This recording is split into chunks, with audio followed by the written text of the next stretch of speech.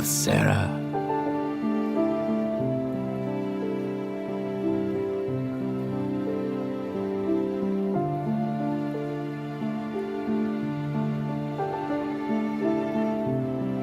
Is this how you honor the sixth house and the tribe unmourned? Sarah.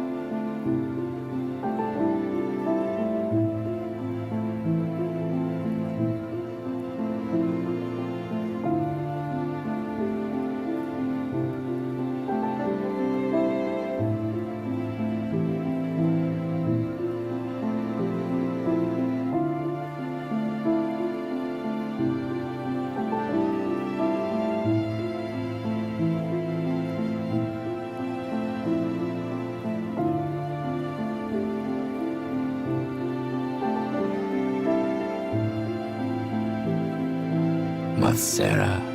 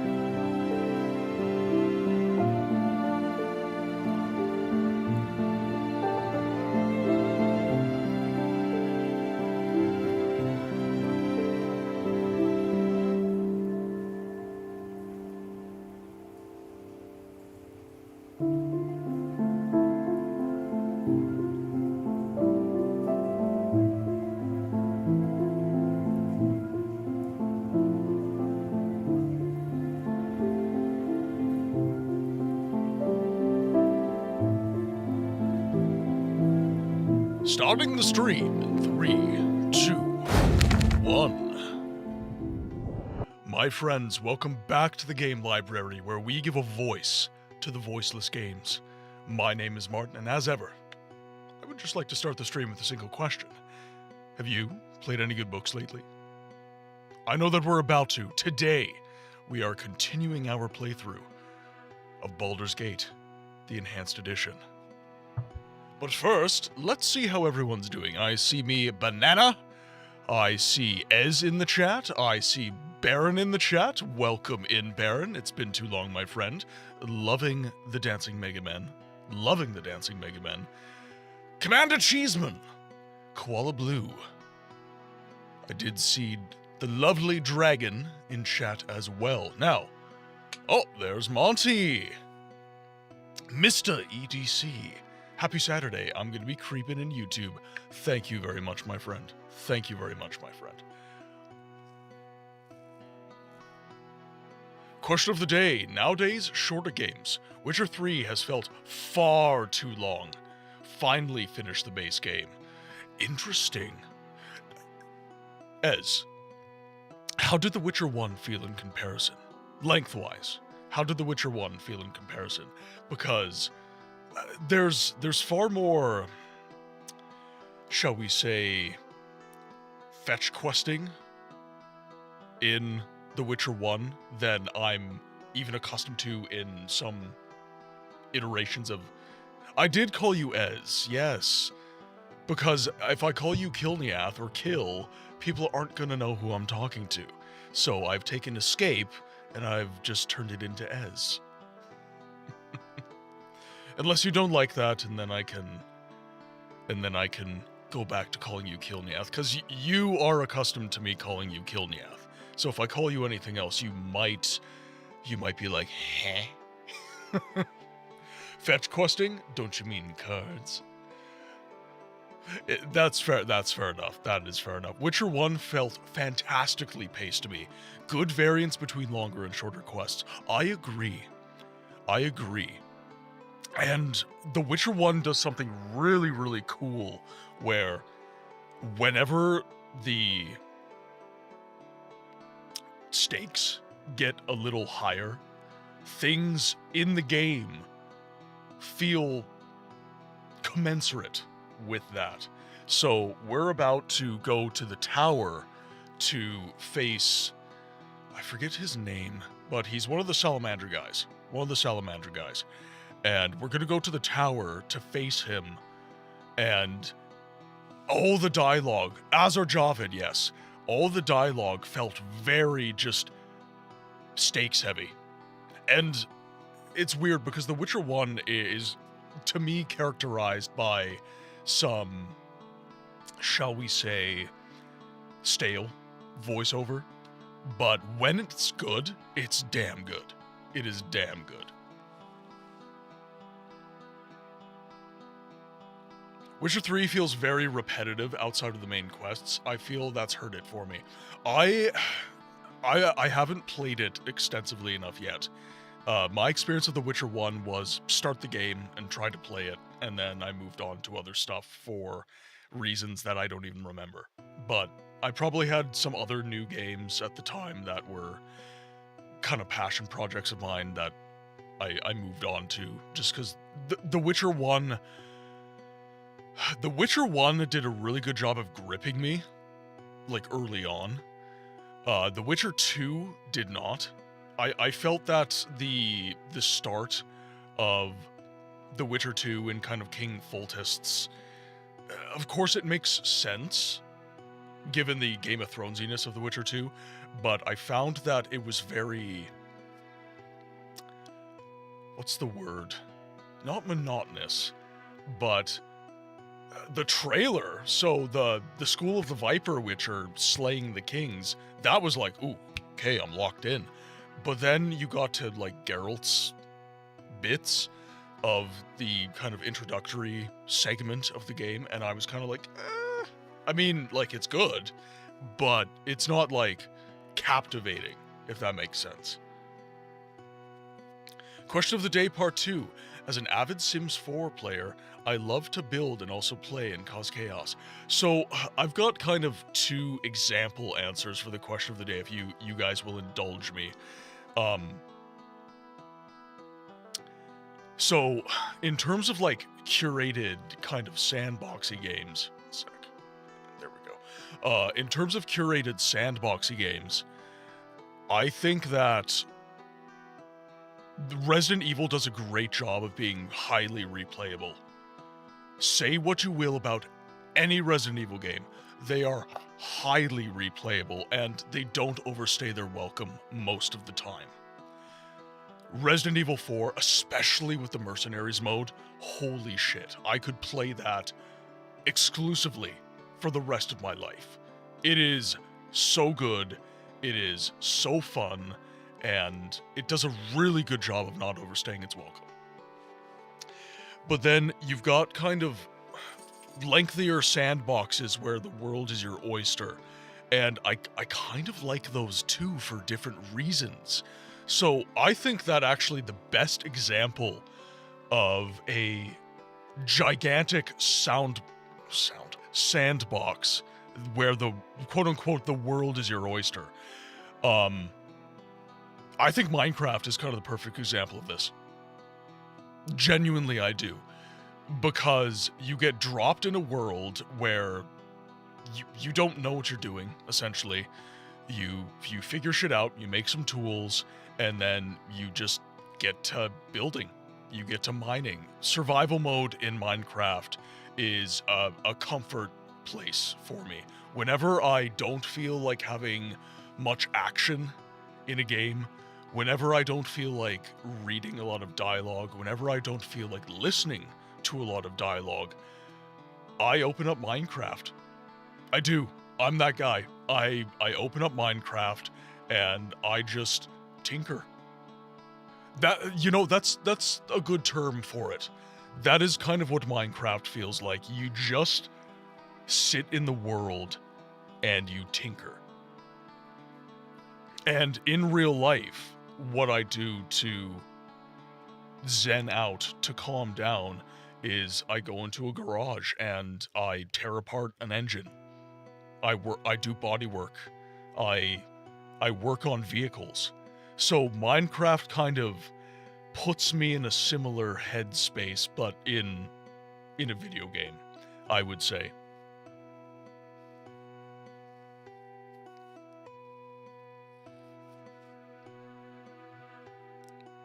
Sorry, I got lots of chats. 1 second.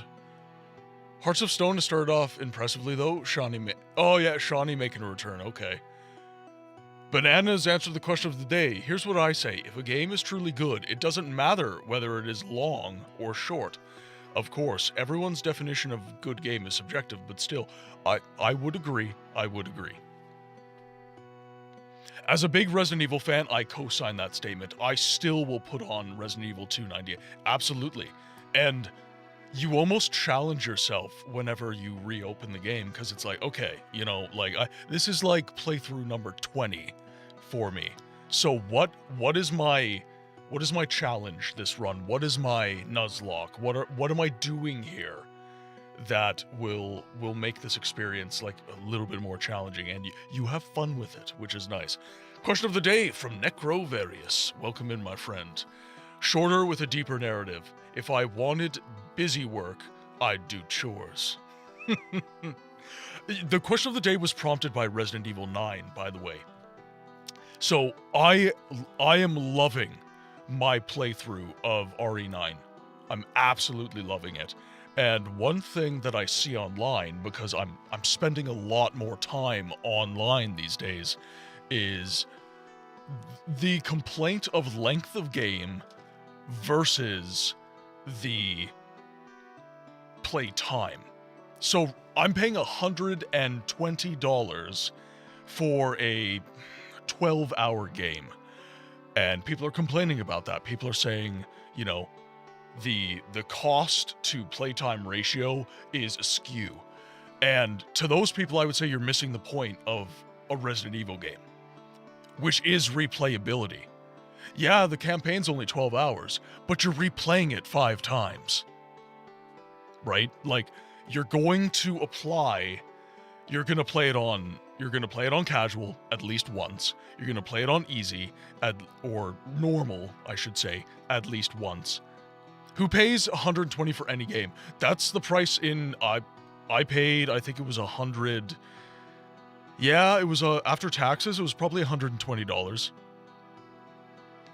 Yeah, exactly. So I paid 120 Canadian for the deluxe edition of Resident Evil 9, and I will pay full price for that game because Capcom cooked.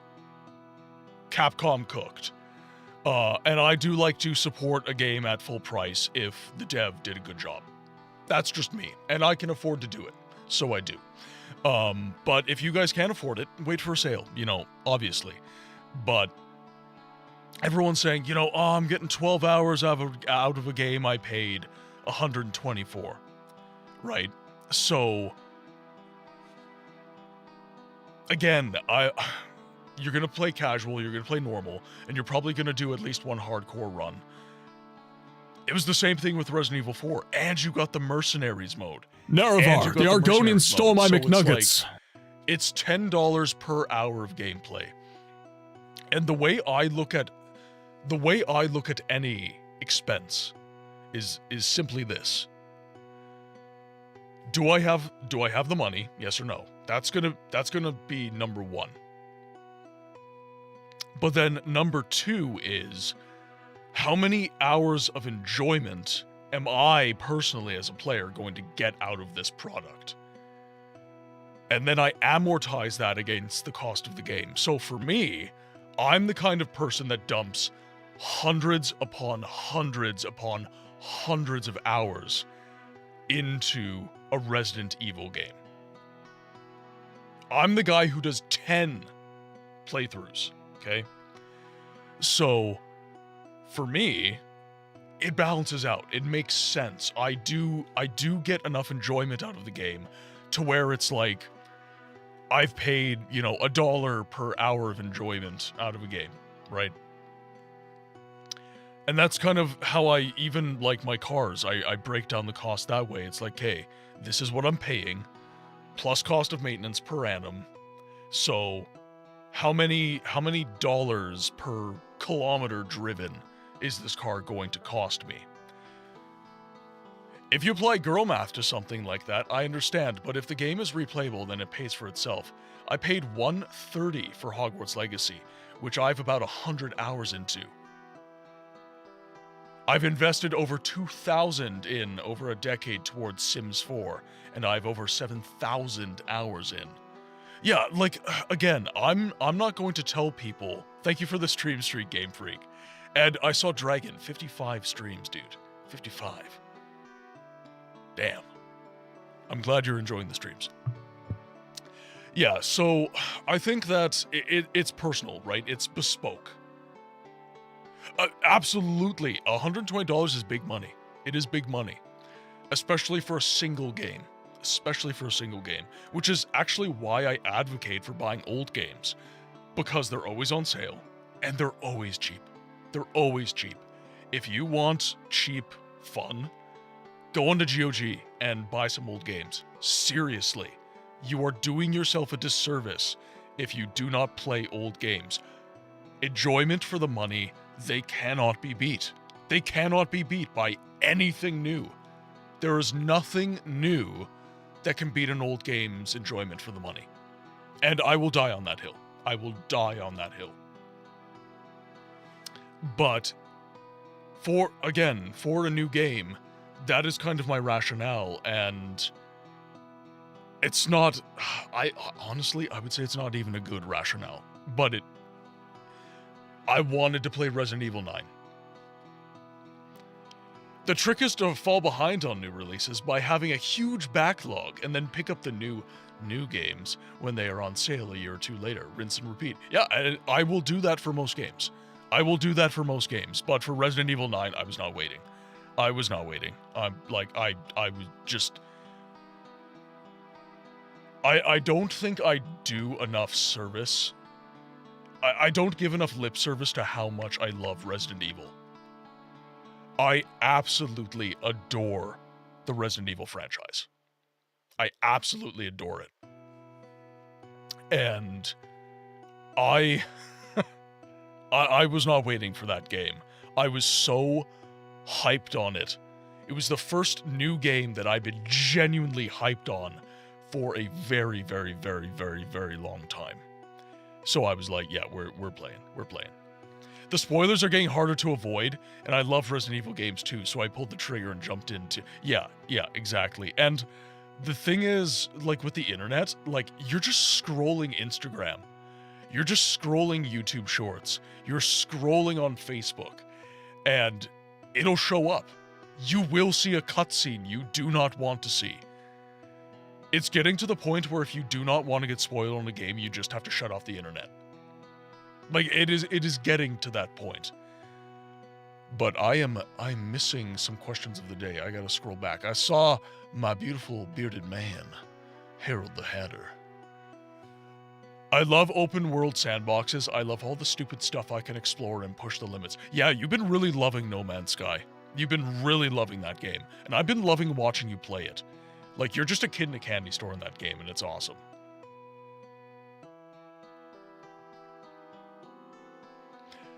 I never get free video game time in life.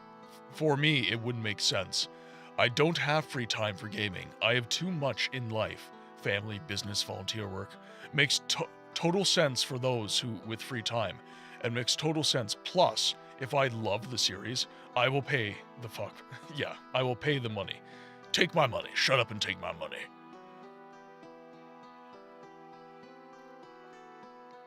Yeah, and again, like, I don't want to make people feel bad who can't get new games, can't afford new games. Like, I'm in that place a lot of the time, right? I actually saved my money for Resident Evil. Because normally, when I'm buying an old game or something, and also the stream has kind of given me facility to make some purchases, invest in my game catalog so that I have games that I can play for the stream. I have voiceless games that I can show the community. So, like, when we had to play the Wheel of Time, I had the money, you know, like, and it was $2. It was $2. It was $2. But I was able to go online, and I was able to get Dark Cloud, and I was able to get Justice League Heroes, and I was able to get Indiana Jones and the Emperor's Tomb. You know, the channel has given me a lot of leeway and facility that I can start investing in my games catalog so that I can play games for all of you guys so that we can all experience the voiceless games together. And one game I'm really looking forward to playing on stream is Dark Cloud. I was kind of lamenting, and some of you have already heard this, so I apologize, but I was kind of lamenting not... Legend of Zelda doesn't need my help to get hours on Twitch and to get people playing the game and to get people interested in the game. Eventually it will get to that point, like Twilight Princess or Ocarina of Time. These are going to become rather obscure titles, and people are really going to have to dig deep to find them. But Sony tried to compete with Legend of Zelda with this game. And I think that this game is really unknown. I think there's not a lot of people who know about Dark Cloud. It's largely a forgotten franchise. So I think, because I haven't played it, I think giving Sony's Zelda killer a try, I think it could be cool. I think it could be cool. And then, obviously, I had no idea Indiana Jones got a game for Xbox. So when I found out about this, I was like, we playing that. We playing that. I got a demo disc with my PS2 back in 2001, which included Dark Cloud, and I played it over and over again, and I loved it. I have a friend of mine who reminds me of how good Dark Cloud and Legend of Dragoon are. Legend of Dragoon is one of the games that I think if the remake tendency of the industry was to be used justly, I think Legend of Dragoon is a great game that could really benefit from a remake. All of the mechanics, everything that Legend of Dragoon did was limited heavily by the hardware of the PlayStation 1. So, for context, guys, Legend of Dragoon came in at the tail end of the PS1's life cycle, and the PS2 came out, like, pretty much right after Legend of Dragoon came out. And if the devs just held on a little bit longer and got the dev package for the PS2, I think Legend of Dragoon really could have contended with the likes of Final Fantasy and Ogre Battle. Question for me from Banana. Which side are you chosen in The Witcher 1? Elves, Order, or Neutrality? So, I haven't played the game deeply enough to really get into the politics of, like, the Scoia'tael and the Order of the Flaming Rose, and so on and so forth. But one thing that So, The Witcher is a very interesting game to me, because the role-playing aspects of the game, to me, you almost could have done away with it. And I'm being so genuine when I say that. The Witcher 1 really could have just been a cutscene for, like, dialogue. I think that Geralt having a set caricature and set choices, that to me wouldn't have hurt the game at all. Because I find that the choices of, like, you know, the canon Geralt, for example, if you know what that even means, or, like, kind of make your own Geralt. I don't feel anything. Right? So, for me, it's, you know, just give me canon Geralt of Rivia. Like, genuinely, that's how I feel. It does, later in the game, it does have some hard decisions, and I have had moments where I was like, ooh, that's a tough one. That is a tough one. But I still sit there and I say, you could have just added a little bit of dialogue that had Geralt going, ugh, and it would have felt the same. In my view, it would have felt exactly the same.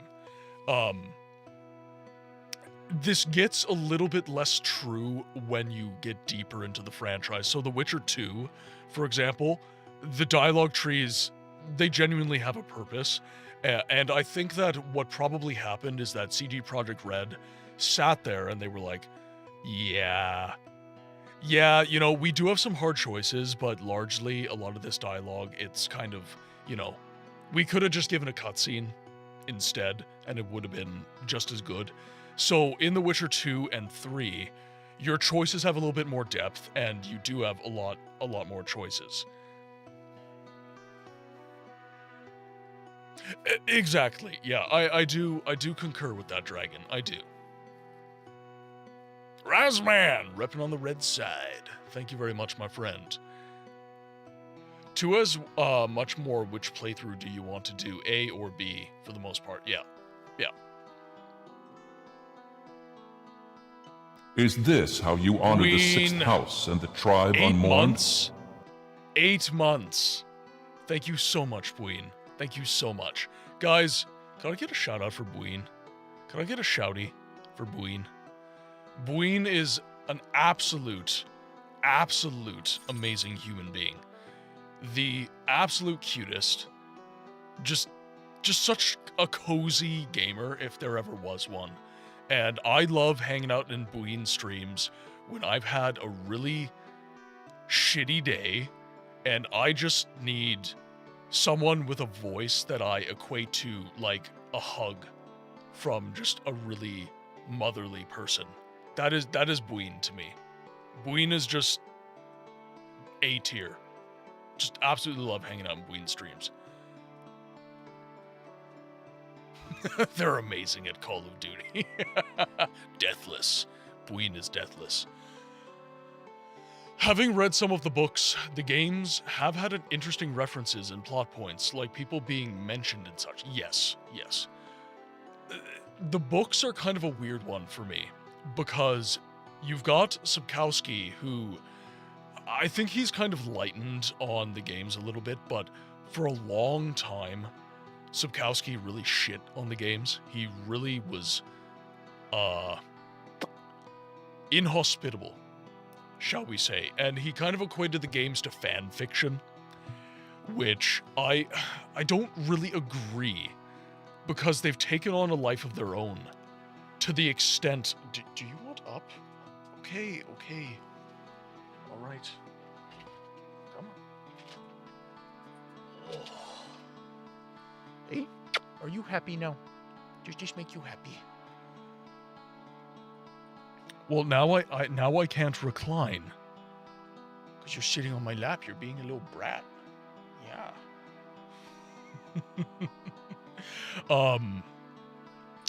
The games have really taken on a life of their own, and in the most recent book that I have yet to read, I have it on fairly good authority that Sapkowski has basically written a lot of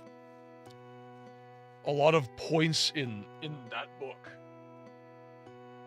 that kind of legitimize the games a little bit more within the book canon.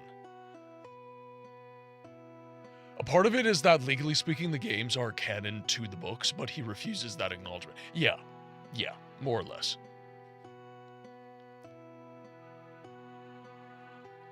Also, I want to share a trick with you guys. Do you want to hear the trick too? Do you want to hear the trick? She's like, tricks? Tricks mean treats. Should I trick or treat? What do we do? What do we do?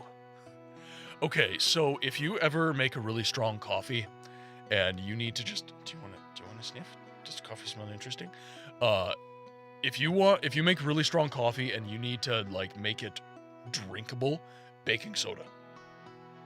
I made a really, really, really obnoxiously strong coffee this morning, and it was to the point where it was like, ooh, okay, is this a waste of a pot of coffee? And then Mrs. Books told me throw some baking soda in it. Throw some baking soda in there. Well, you said the T word, best give her a treat. Yes, but I don't want her thinking that being on my lap means treats. She's a very smart dog, and if I am not careful, she's going to learn things that I do not want her to learn. I've never had coffee that was too strong. Yeah, no, like, it takes down the bitterness quite a bit, is basically what that is. It's kind of like adding salt to your coffee, but better, kind of thing. As with anything, your own headcanon trumps anything. I can easily see the books, games, and Netflix series as Dandelion, embellishing and changing things as he's telling the story. That is fair. That is fair. Okay. Can you hop off so I can do some gaming? You're like, no, it's Baldur's Gate. You can play with me on your lap. All right, well, I have to get close to my keyboard. You're such a brat. You're such a brat. Don't accidentally teach her like I taught GSD, and that's okay. Yeah, exactly. And she's been really, whenever I'm streaming, she wants on my lap a lot of the time, but she doesn't want to stay there. She just wants to, like, sit on my lap until her legs get tired, because my lap's not comfortable, let's be real. And then she goes over to her cushy bed that sits behind me down here in front of my game station. GSD is iconic. He is iconic. My kitty cat somehow trained me to give some extra kibble, so these floofers are smart little... Yeah, exactly. They are smarter than we give them credit for. You know how speedrunners challenge you? Try... Yeah, exactly. References include a Witcher in the new book who carried the Viper medallion, but Sapkowski didn't really hone in on why this character in question owns a Viper medallion when they just had trained at the Wolf's... Yeah, okay. His favorite thing to do is climb onto my chair behind me and put his front paws over my shoulders and read. Yeah, they're great. I could never not have a dog. They're just so integral to how I live my life now that I need them. You just want their back scratches. Yeah, you just want their back scratches. You're like, I can't reach my back, so you gotta scratch it. Okay. Can I start Baldur's Gate 1 now? Okay, I will start Baldur's Gate 1.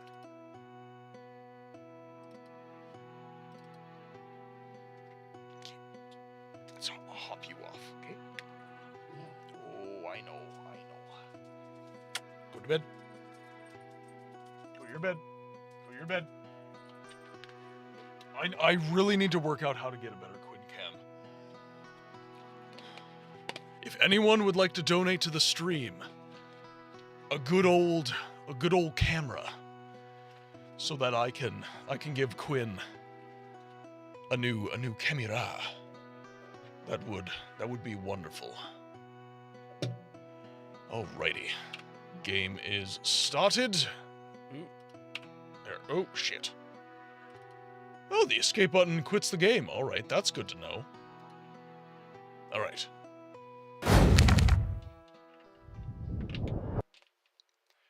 You said go to bed, and both the boys looked... Yeah, exactly.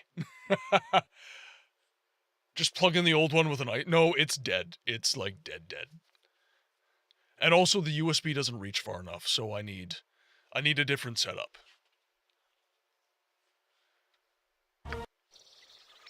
All right, so, for context, everyone, we are now deep within the Cloakwood, and we are standing right in front of the bandit camp.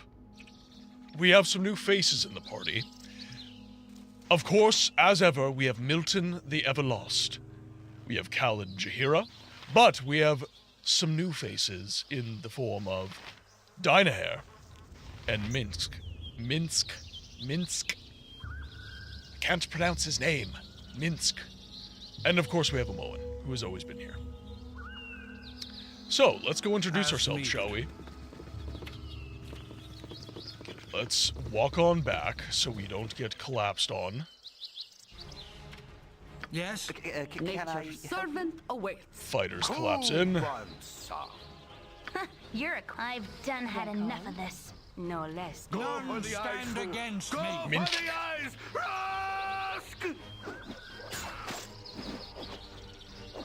Nice and easy. Again? In the words of the great Darth Vader, all As too needed. easy. They need an emotional support, Tomato. Who, Minsk? No, he has Boo. The trans-dimensional space hamster. Minsk had a minor head injury at some point. Drasis. Draw your daggers and spells, and let's have at her. You've crossed our employers, and this is as far as you're going to go, my friend. Should have known that lazy bounty-hunting rabble wouldn't get the job done. Never settle for second best, I always say.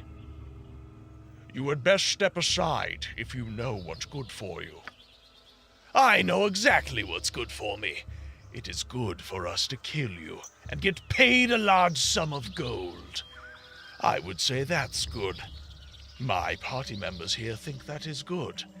Yes, those are the votes that count, I should think.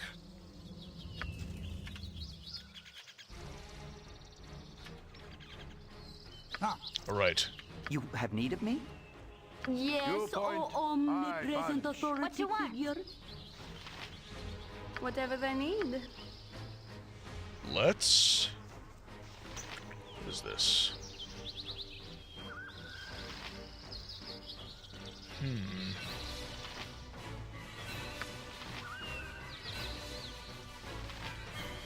We're gonna... Ooh. Yeah, I'm gonna try and be a little bit sassy. Yeah, oh shit, yep. Let's get you guys As you direct. out of the way quickly. Okay, good. They wish my ear. Nature's servant awaits. Okay, let's get you attacking. Go for the eyes, Boo! Go for the eyes! Okay, you're gonna cast your spell soon.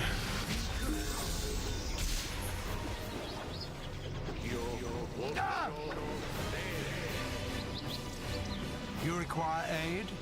I care not. Let's start lobbing arrows, please. Whatever they need. Okay, Dynahair needs to get out of the You're a queer fray fellow. and start attacking them. You two are confuzzled and you are out of the fight.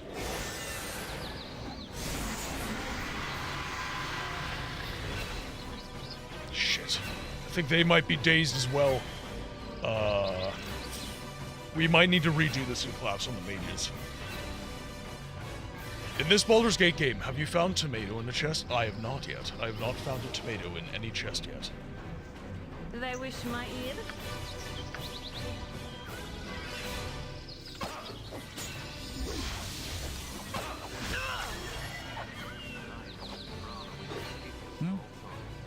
You're already dead. Okay. Just take down that Major Mullen. You can take damage. That's fine. Mullen seems to be evading the attacks, which is good. Okay, the second mage is dead.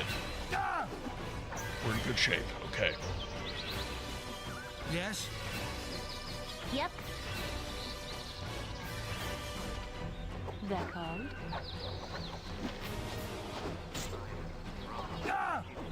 Okay.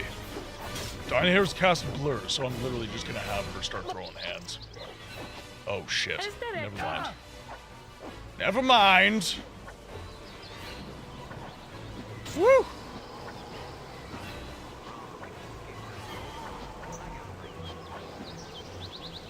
For the fallen! Nice. Okay. We're still doing okay. Again? I have 4 people attacking right now, and it's not doing the damage I want it to. Yes. Okay, let's heal Dynahair, please.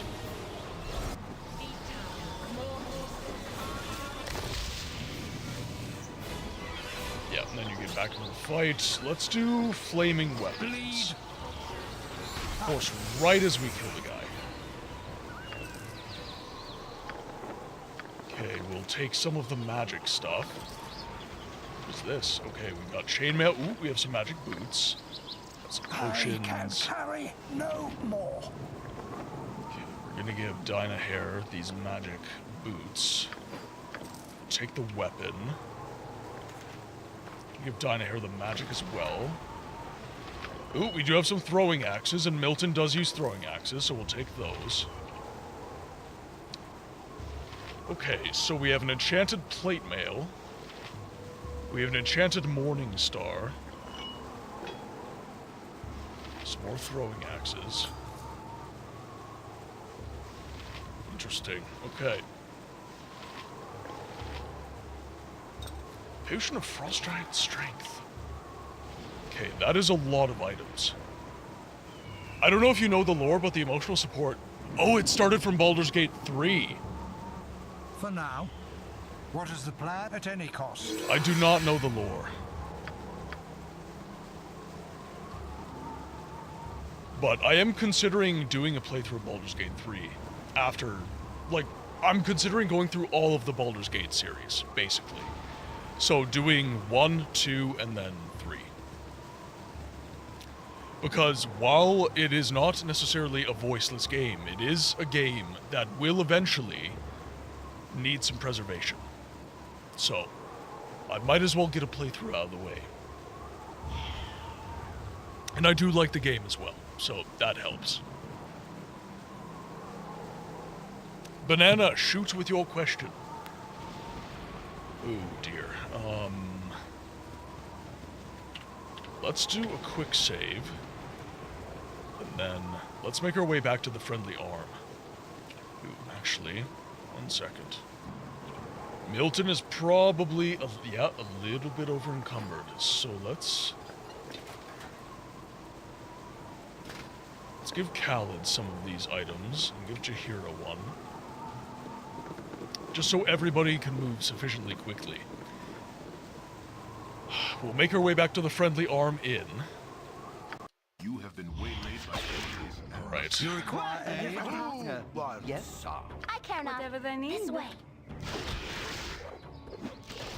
Come on. You're Moen! Move! What you want? I'm gone. Nobody get poisoned. That's an order.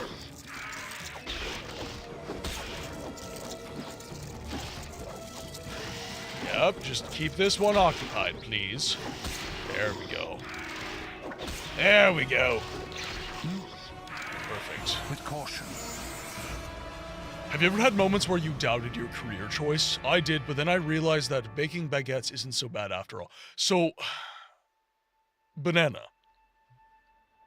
I think if anyone has not doubted their life choices, they're not living life. I myself have done many different things in my life. So I went to university for 8 years. I was going to become a professor. Then I ended up blue collar. So I'm plumbing now. And now I'm getting into content creation seriously. And I'm getting into voice acting seriously. I've done so many different things in my life. And there have been times where I sat back and I said, if I did not spend 8 years, nearly a decade of my life focused on post-secondary education, how much further ahead would I be today? Right? I could be a journeyman already. I could be making $50 an hour right now if I had just went to trade school when I was living with my parents, going to university. There's a massive regret there. There's a massive ball of, did I make the right choice inside of me? But then you have to tell yourself something. Every choice you make, every different thing that you've done in your life has turned you into the person that you are. So the purpose of my channel, to give a voice to the voiceless games, game preservation, has come directly from the 8 years of history education that I received. I am a trained historian, and I have translated that into my content, which I'm very close to making money on. I'm nearly a YouTube partner. I think I made it to 400 out of 500 subscribers just the other day, and I think I'm like 900 watch hours away from the criterion to make YouTube partner. So I think that if you're not regretting, you're not living. As needed. But at the same time, I think that regret of decision is a lack of perspective. I think that you really need to give yourself some grace when you're considering your life choices in your career. Because everything that you do is going to suck some days.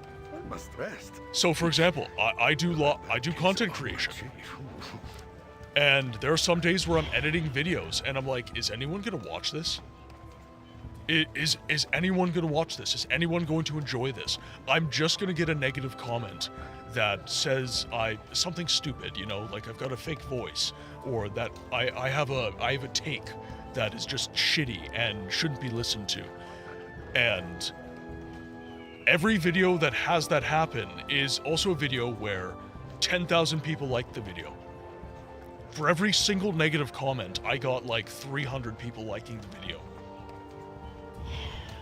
You gotta place stuff into perspective. Everything is going to be shitty some days. But it is the striving for that thing that is... Guide your eye on your travels. I equate it to exercise. So, day to day, you're gonna be looking at yourself in the mirror and you're just gonna be saying, why am I doing this? I'm sore. I have to eat like a horse. Like, it just sucks. I just hate it. I hate it. But then you look at yourself in the mirror a year after consistent input and you go, holy shit, I'm so glad I didn't stop. I'm so glad I didn't stop. And that is with everything. Just put your head down and do not stop. Do not stop. And focus on building you. Don't build the business. Don't build something for someone else. Build something for you. Build yourself. Because if you go to get another job, like, none of the experience I had was I thought none of what I did was relevant to content creation. But guess what? You are the content. So the fact I plumb, the fact I have a history degree, the fact that I am interested in game preservation, the fact that I listen to metal music, everything that makes me me is something that makes my content viewable to someone. And it's something that makes my voice acting relatable to someone. Build yourself up. And let the chips fall where they may. I love metal. I love metal. Yeah, I was raised by my dad on like Zeppelin, Floyd, Black Sabbath, Iron Maiden, Metallica, that sort of thing. And then on my mom's side, it was like Dean Martin, Frank Sinatra, and then like composers like Bach, Mozart, Schubert, Chopin, and stuff like that. So I have a very wide variety of music that I listen to. I don't like country, I don't like Western, I don't like most hip-hop and rap. I like some, like, I really, for like rap, I really like Hobson. He's fun to listen to sometimes. But for the most part, I don't listen to kind of pop music, I guess you could say. Yeah, I love metal. Metal is by far my favorite out of all the genres. Who are we pep talking about? Well, Banana asked the question, you know, do you have career regrets kind of thing? Like, do you ever look at your choice in work and say like, ugh, should I have done this? And I said yes. And then I started doing what I do and yapping.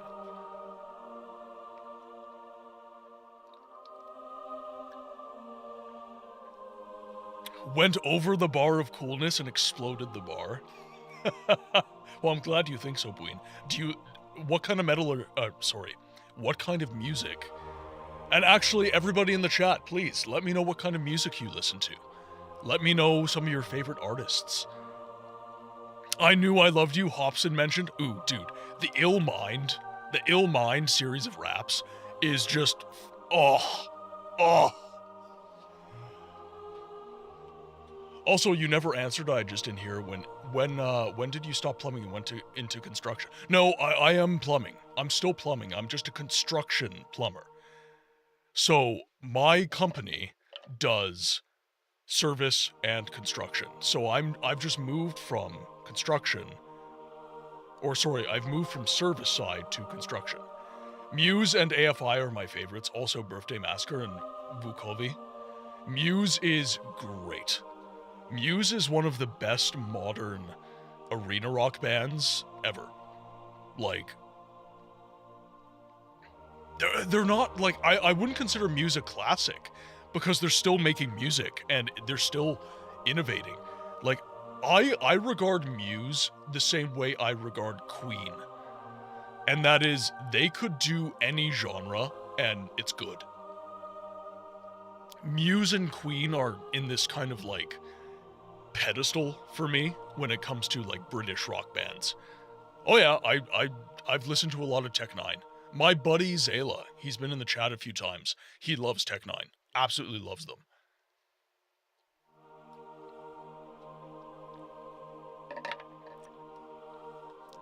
Viva, welcome in. Oh my god, I come from a family of plumbers protecting the health of the nation. There we go. Backflows for everyone. Backflows for all of us. Yeah, because there are some new people in the community. So, a little bit of my backstory, I guess, is I started as kind of a retail worker, and I was in university for 8 years, history major, psychology minor. And then Mrs. Books, she wanted a house. And so did I. We wanted to move out. And I needed money. I could not continue to work in retail. So I made the hard decision to kind of put my aspirations to the side. And I went into the blue-collar workspace. And from there, I went from building maintenance to electrical apprentice. That didn't work out because the company was they were shysters. And then I went to the oil and gas sector and did building maintenance for them, which was a great experience. But then I kind of entered my current stage, which is I'm a plumber apprentice now. And I'm hoping secretly that the content creation takes off and I'm able to do this full time because I enjoy this. I enjoy streaming for you guys. But yeah, that is where Books stands.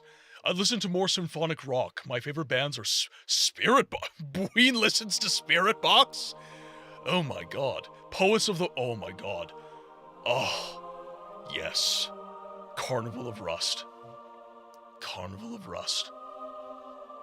One of my absolute favorite albums of all time. One of my absolute favorite albums of all time. I love Poets of the Fall. Evanescence, specifically the album Synthesis, I love that album so much.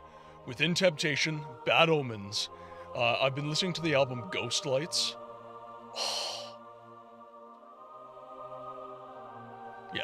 Yeah, Poets of the Fall. Shadowvin, welcome in. I suggest checking up on Aron Lucassen. He has a few projects, and most notably, Aryan, a space opera prog rock collaboration where he has a lot of visiting artists from bands like Nightwish and Dream. Oh, yes. Oh, dude, Nightwish is another great one. Devin Townsend, good old Canadian boy. I love Deadhead. That is one of my favorite songs of all time. Guys, if you have not listened to Devin Townsend, look up Deadhead at the Royal Albert Hall. Just an absolutely intoxicating riff. It is so good. So good.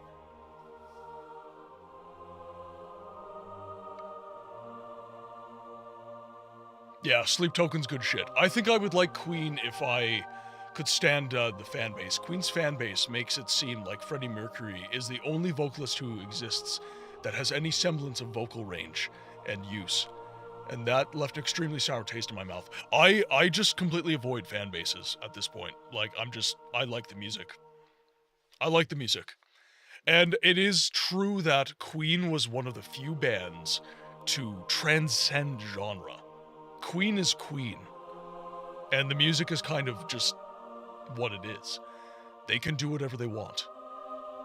It's kind of I don't want to call it a cult of personality, but it kind of is to an extent. And Muse is kind of the same. Muse can just do whatever they want. And it's normally pretty good. Might not be your taste, but it's normally just objectively, from a musical perspective, really avant-garde and excellent. Alright, now let's see. The Morning Star is a wooden shaft topped with a metal head. Oh, is it just... Oh, it's just a +1. Okay. No interesting backstory. Okay. Folarian's plate. Gonna have to read up on that one. And what do these boots do? The paws of the cheetah.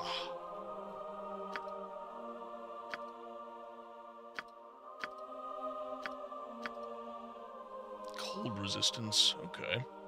Alright. Alright, let's see. Captain Falarian, the leader of Kalimshan's 12th Cavalry Brigade, wore this enchanted armor for the last time during the Battle of the Spider Swamp. There, he lost his life in the army trying to rid an unrecorded evil from the area. All right. That is going to go to Milton.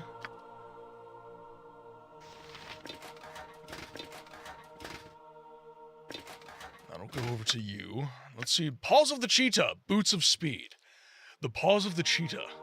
These enchanted boots were once the property of a deadly assassin, fond of chasing down his prey. He moved with such speed that his targets often didn't have the opportunity to respond, even on horseback. Over time, the assassin's fame spread, and though his name was never known, all knew to fear the words last heard by his victims. You can hide, but you cannot run.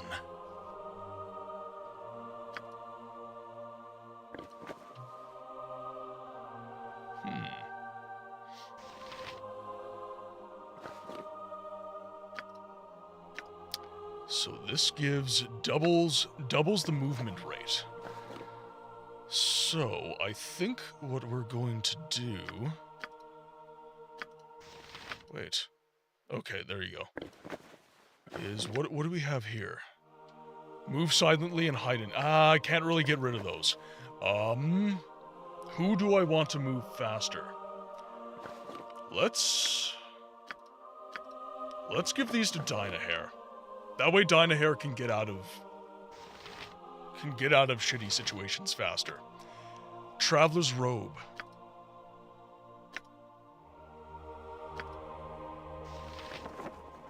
Let's throw in a Traveler's Robe. If we may. We got Fire Shield.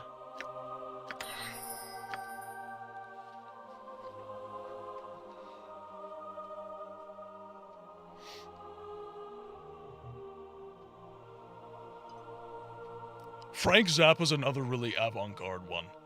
Frank Zappa is super duper, like... If the people who love him just love him, but he's so just out there with a lot of his music that a lot of people find him difficult to get into for some reason. I think he's excellent. I think he's really, really good. And a lot of the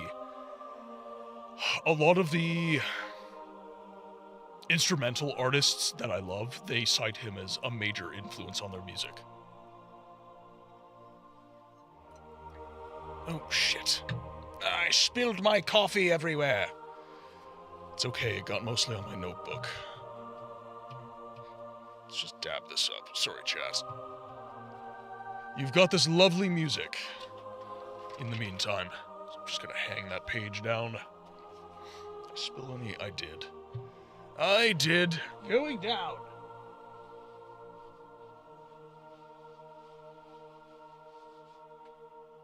Oh, this is what I get for jibber-jabbering and not paying attention to my drink. Oh, the wheels on my chair are starting to lock up. I do need a new chair. I might just have to bite the bullet and spend the damn money. I don't want to, but I might have to. As the one Deus Ex dialogue would say, I spilled my drink. I did, I spilled my drink, and now I'm incredibly sad, which makes me sip more coffee. Because when you're having coffee, you can't be sad. It's impossible. It is a statistical impossibility. Think carefully. Alright, so we do have some nice... You must gather your party. It's such cheesy dialogue, but I love it. You must gather your party before venturing forth. I'm playing the Wheel of Time right now. Gather your party before venturing forth. I have everyone though. 1, 2, 3. Oh, you. Can I help you? You stuck? I can, but try. Oh, you're over-encumbered. Yes, think carefully. Let's share the weight, shall we? Alright, Khalid. So you can take the mace. And Milton will take the plate.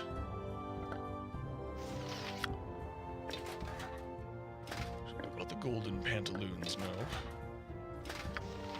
Okay, Jahir's not over-encumbered. Alright. Again, agreed. You must gather your party before venturing forth. You must gather your party before venturing forth. As needed. I am gathering my party before venturing forth. Worry not.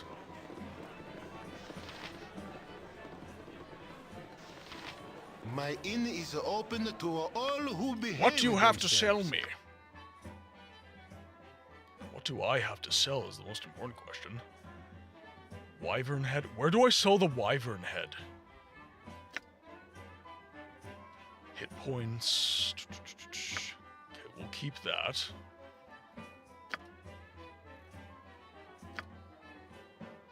We'll sell, let's see. 2d4 plus 1 crushing.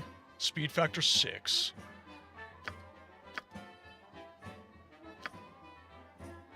Oh, I believe... I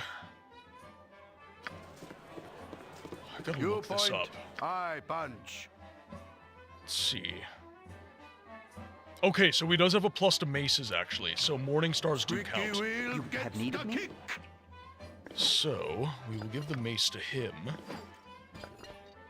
And since he gets a bonus with that, we'll keep this in reserve. But he gets a mace. Ah.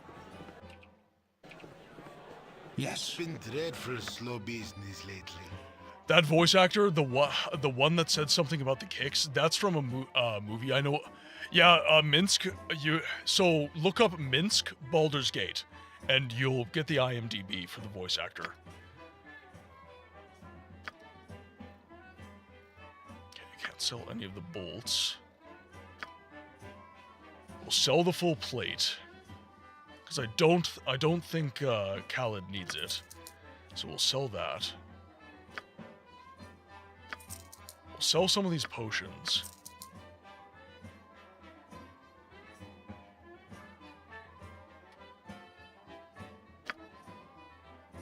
Sell her quarterstaff plus 1. We'll keep Ashdina plus 2.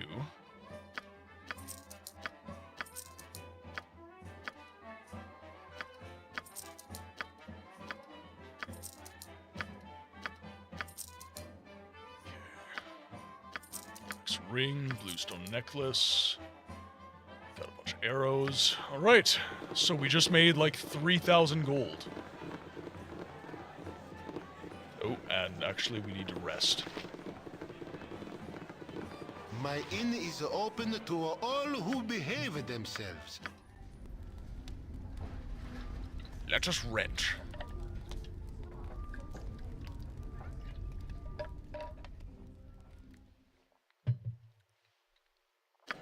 All right, everybody should be pretty well rested now. So let's make our way back. You must gather your party before venturing. For now. I made sure to save so I wouldn't get any shenanigans. Now we can move on.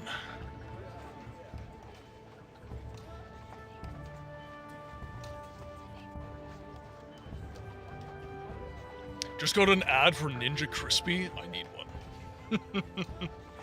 We got, Mrs. Books and I got an air fryer from her family. We still have not unboxed it.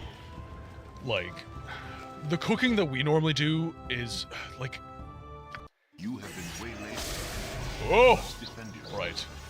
What do we have here? We have ettercaps. What is the plan? Servant Fight. Yep, They wish my ear. I've done had enough of this. Okay, we for can move the them ice out. pool. Go for the Holy shit, she is really fast now. I care not. Alright, now.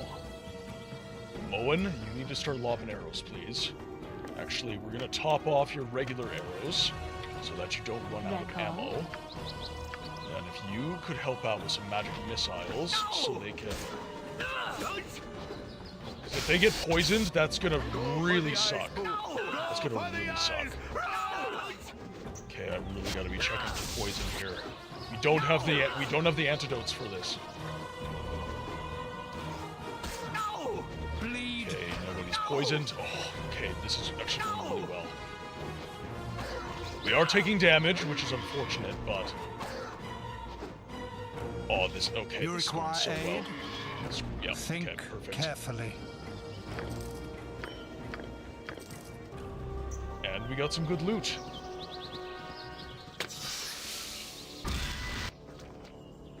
Alright, well, I guess we're waiting for a little while. Gather your party before venturing Once you use an air forth. fryer, it's hard to go back to a You normal must oven. gather your I party still use before my oven for venturing baking, forth. but anything that can be You must cooked in gather the air your fryer, party it's... before venturing forth. You know what?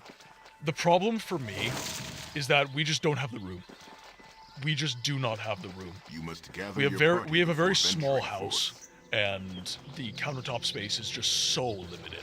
It's so limited. So we just didn't unbox it, and we thought about maybe gather like your party before unboxing it in the venturing basement, forth. and if we need to use it, we can just use it in the basement. But that's kind of like the air fryer vents cook like fumes. You must gather your So party before venturing the fact we don't forth. have a range hood to kind of evacuate that air in the basement, it's like, okay, yeah, we're not doing that. But my house is like 800 square feet. It's very, very tiny. So we don't have a lot of options as far as we're thinking about renovating the kitchen so that it fits more stuff, but that's still like that's money, and I spent most of 2025 spending a ridiculous amount of money on stuff.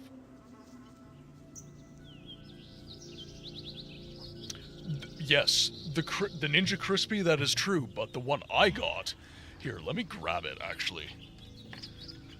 I want to show you how behemoth this thing is.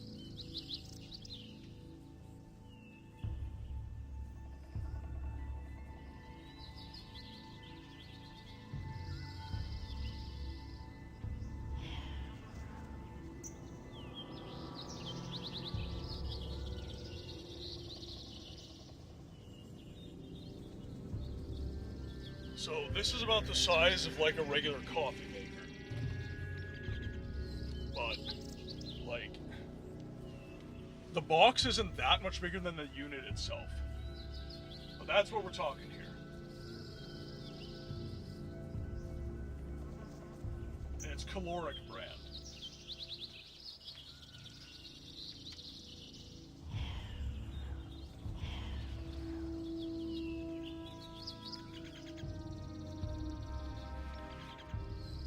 Oh, you have the same one? We do have a countertop. We have an air fryer. I never use it. Basically, the only way for us to use it is to plug it into your desk. Yeah, you have the same one. Yeah, so I will concede that with caution. the Ninja Crispy might be the play, but You have been waylaid by oh, fuck a duck. Yes? That's really shitty. Omnipresent authority figure. I might just load my game. I don't want to fight wyverns. Yes? For now. Ooh, someone leveled up. You have been waylaid by enemies and must defend yourself. Yes? Right, we're just Agreed. rocking the autosave. You have been waylaid by enemies and must defend yourself. Yes? For now. Can we get away with it? That is the question. You have been waylaid by enemies Ah! and must defend yourself. We can do it, chat. We can do Yes? it. Save scum As to the needed. max. Save scum to the max. You have been waylaid by With enemies caution. No! and defend yourself.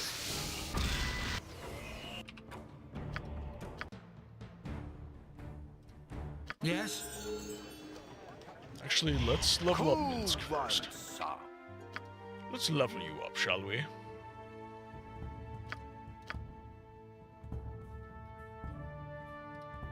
Okay, so he's just got some health.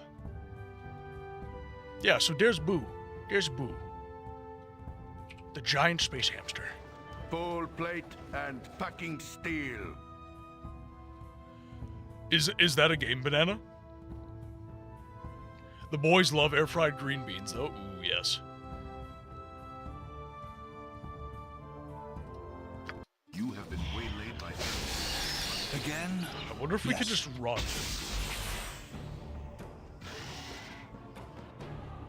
There we go. There we go. Okay, we can just run. Alright, let's quick save our game. At any cost.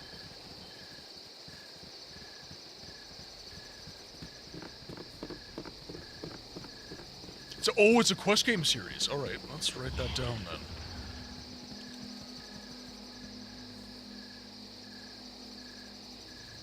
Is that Ross from Project Farm? Shadowbin?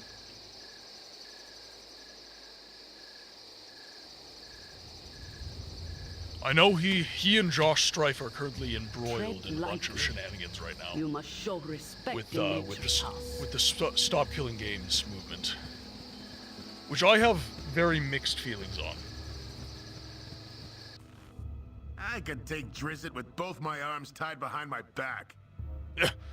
Hey there. Have you come to enjoy the wonders of some Black Lotus? I've enough for all of us. Wait a second. You're not members of my unit? Ah. No, we are not. My heart's really not in this. Get 'em, boys! What is Damn. the plan? Okay, you didn't have to be so aggressive. With caution. With caution. Oh, okay, so it's Ross Scott. Okay. Yeah, So, the problem for me is I know a lot of people in game development now, and they've been talking to me about the Stop Killing Games movement, and... I must rest. Gotta choose my words here, because I don't have a lot of skin in this game. Actually, one sec. I gotta open up. I saw my stream chat's not been working. So I thought that was open. Why was that not opened? Okay, that should be connected any minute now.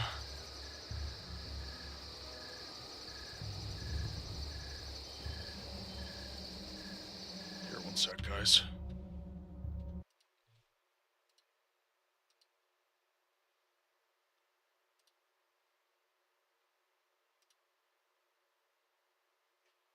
Okay. Looks like it connected. Okay, we should be good.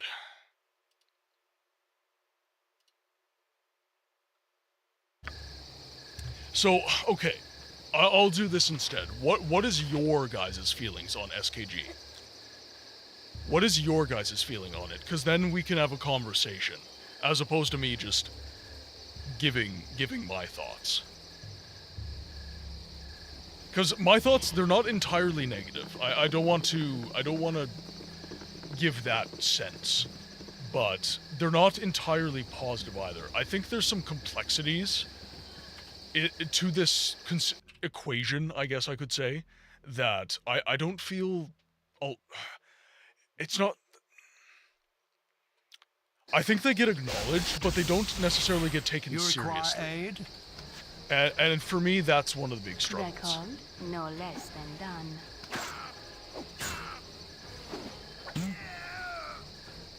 Yes.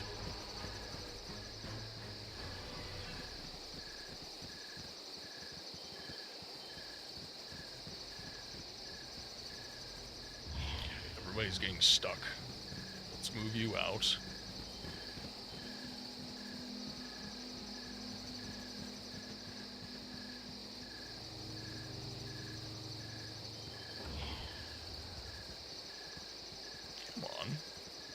There we go. You're a queer. This way. Yes? Nature servant away. Okay, we'll lock these guys in. Nice. Lead.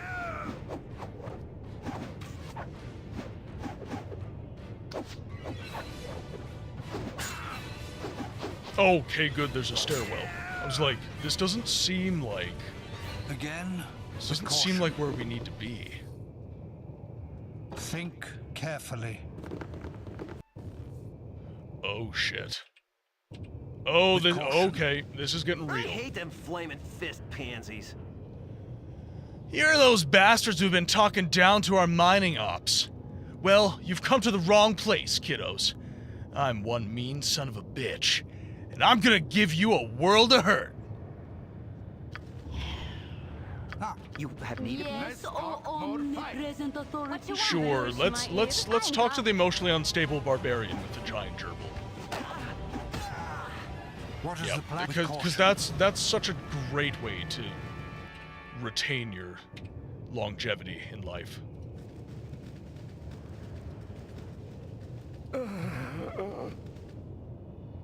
Guards! Guards! Anderson speaking ill of Davion. Wait. You're no guards. Guards! Guards!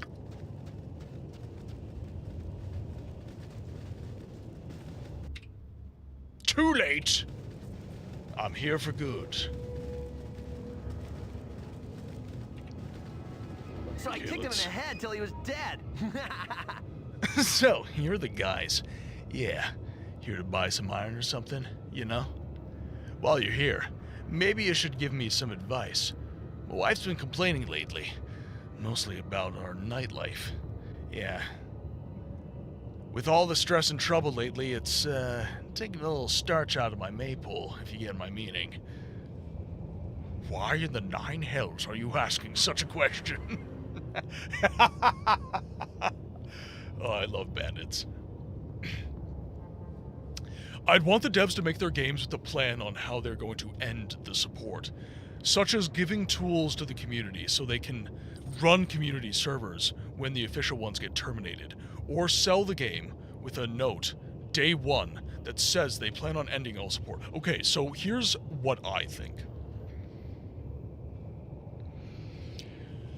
So, there's a lot of people that think Stop Killing Games is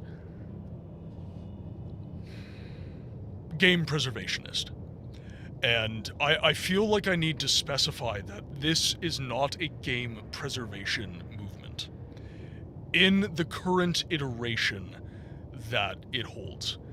So, the reason that people think this is about game preservation is that there's a end-of-life plan for a game. True enough, right? That is something that Stop Killing Games says they want. The problem is the way in which they would like to get it. So, I think a far easier approach to something like Stop Killing Games is to have a third party that is contractually obligated to essentially not abuse the code, because there's proprietary code that is still in use in a lot of these games. So, to relinquish the game in a playable state to a community, that is releasing intellectual property. That's never going to happen. That is never, ever, ever going to happen. So, the only way that I feel you could do this is to have some sort of archive where the game exists and it is run by a third party that is not the community, whatever that means, that holds the game, is contractually obligated not to abuse that source code, and all they do is they maintain the archive. That is all they do. And players, like you and I, can go to that archive and just say, hey, I think I want to play some OG WoW today. Click. Oh, you know what? Guild Wars 1. That's something I would really like to play right now. Click. The Crew. That is something I would really like to play right now. Click. Because what they're currently asking for, from a development and from a business standpoint, is illegal. Like, it's just not legal. Because you're basically saying, when a game ends its service life, you need to give me the game. Even though it holds your IP and I can break the code and I can do all these things that are nasty to you, the developer. The second thing that you said, Shadow, that I think is more practical. That I think is very much more practical, and I think that should happen, actually. I think that a developer should say that, you know, because what the current TOS says is basically we can do whatever we want, whenever we want, however we want, and suck it. And I think that there should be, like, you know, the current plan for this game is a 5-year service life cycle, a 10-year service life cycle. So you are renting the game from us, the developer. This is an MMO. This is live service. You are renting the game from me. And I plan on having this iteration of the game live for this amount of time. End of. And then you can put the onus on the player. Because let's be real, who reads TOS? Like, let's just be candid with each other. Who reads the contracts that we sign online for Facebook and Instagram and Resident Evil, Capcom's online stuff and everything? No community has ever claimed IP rights over things they have kept alive, though. Look at Affinia and other PSO servers out there. Sega, thankfully, leaves them be. Nobody is making money from it, but the community keeps the game online. Also, all the BS about server costs is ridiculous. Servers are incredibly cheap to rent. Yes, absolutely. Absolutely. I'm not saying that the want is 100% incorrect in effect. I'm saying that if you are wanting to sign something into law, which is what SKG is trying to do, they've gone to the European Parliament. They're trying to make laws happen. And I'm saying not that they are necessarily incorrect. I'm saying that they're being impractical in what they are asking for. Because I don't think a lawmaker is going to say, yeah, okay, yeah. I just don't think that's going to be a thing. I just don't. And I think that, Moonfell, welcome in. I think that there's plenty of good examples of communities that have kept games alive. I think that is true. But I think that if you are going to sign something into law, that the easiest way to do it would be to have some sort of archival entity that makes the devs feel safe in relinquishing something that holds proprietary code so that it can then be, playable. That's my personal thought. I'm not saying that the idea of a pro-consumer, there should be an end-of-life plan for a game is something I don't want. I think that as a game preservationist, I do want that. I do want games to survive. But I think that when you're signing things into law, you need to have certain practicalities in your considerations. And I think I do agree with Josh Strife to an extent in that this is a conversation starter. This is not necessarily a final draft. This is just something to be like, okay, this is what we want. And then the devs say, okay, well, this is what we can do based on what you want. Okay, but that doesn't really fit what we want. So then there's back and forth. There's repartee. It's a conversation ongoing. I think the game's source should be closed source, sure, but keep the back end open source, or open source it once the commercial interests cease. Well, and see, this is the weird thing. This is where things kind of get muddy. From a preservation perspective, and also from a, like stuff like GOG, right? If there is an interest to buy the game, the dev is going to want a piece of that. I think. I think that the idea that a commercial interest ever really ceases is kind of an old idea at this point, because now we have digital stores. Now we have rights holding that can kind of... There's no aftermarket for a lot of the games that we play. Sure, you can buy a disc for the PS5 and everything, but that's a key. That's not the game. That's a key to the game. So the whole idea of aftermarkets and the dev or the publisher being removed from that commercial interest side of things, that is really, really muddy water at this point. That's very convoluted, because the devs and the publisher will still hold the rights. There was this whole hullabaloo where Cold Fear got dropped from Valve and they got the magic of friendship, the anime protag magic. We will beat them with the power of friendship. Yeah, so the devs can still sell the game with a note of, please note, official online service ended. Online servers are now community managed. Yeah, but also, like, I just feel there's going to be a lot of squeamishness around community managed anything, which is kind of why I feel like there needs to be this third party that's like a central body that kind of just manages stuff on behalf of.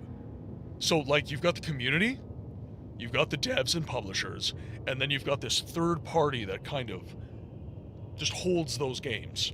And it's like, you know, if the devs want to cut, you know, they could charge like $2 a month or something to the players, which is like I think would be fair. And then the devs would, like, they'd get $1 or something like that, and then a single dollar would go to just maintaining the archive. There will never be a exactly, which is why I think that there's a lot of impracticalities, and I think that a lot of the conversation around SKG is just not going to happen. Like, I literally think nothing they're asking for is going to happen, just patently, and that's for better or worse. But I think that a lot of the asks of SKG, that's like, yeah, they got the signatures, yeah, they presented to the European Parliament, but once lawyers get their hands on it, it's just going to fall apart. And that's unfortunate, because I think some of what they stand for is cool. But I think that the practical implementation of said thing is just not going to work in codified law.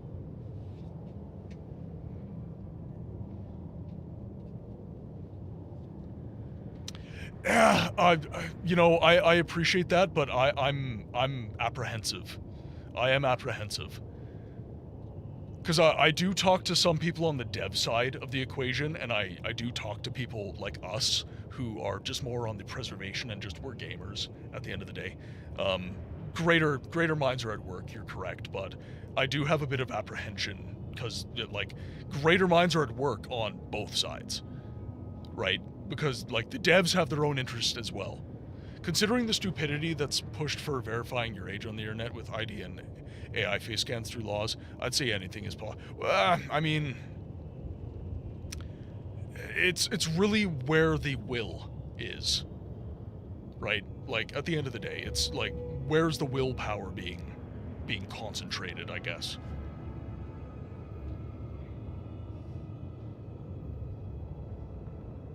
Well, you could get some more fresh air. It might be the fumes down here in the mines. Hey, wait a second. I recognize the bunch of you now. You're the guys who've been causing all the trouble lately. Surrender right now! You require aid? Yes, sir. Yep. That called? I say no. I'll turn off this way. Oh, of course my squishies are right in the front. Fall! Woo! Right. As needed. We deal some damage.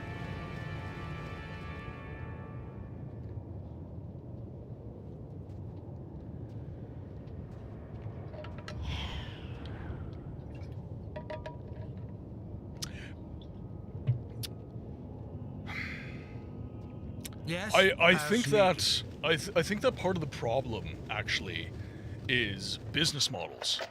So you've got an emphasis on live service, right?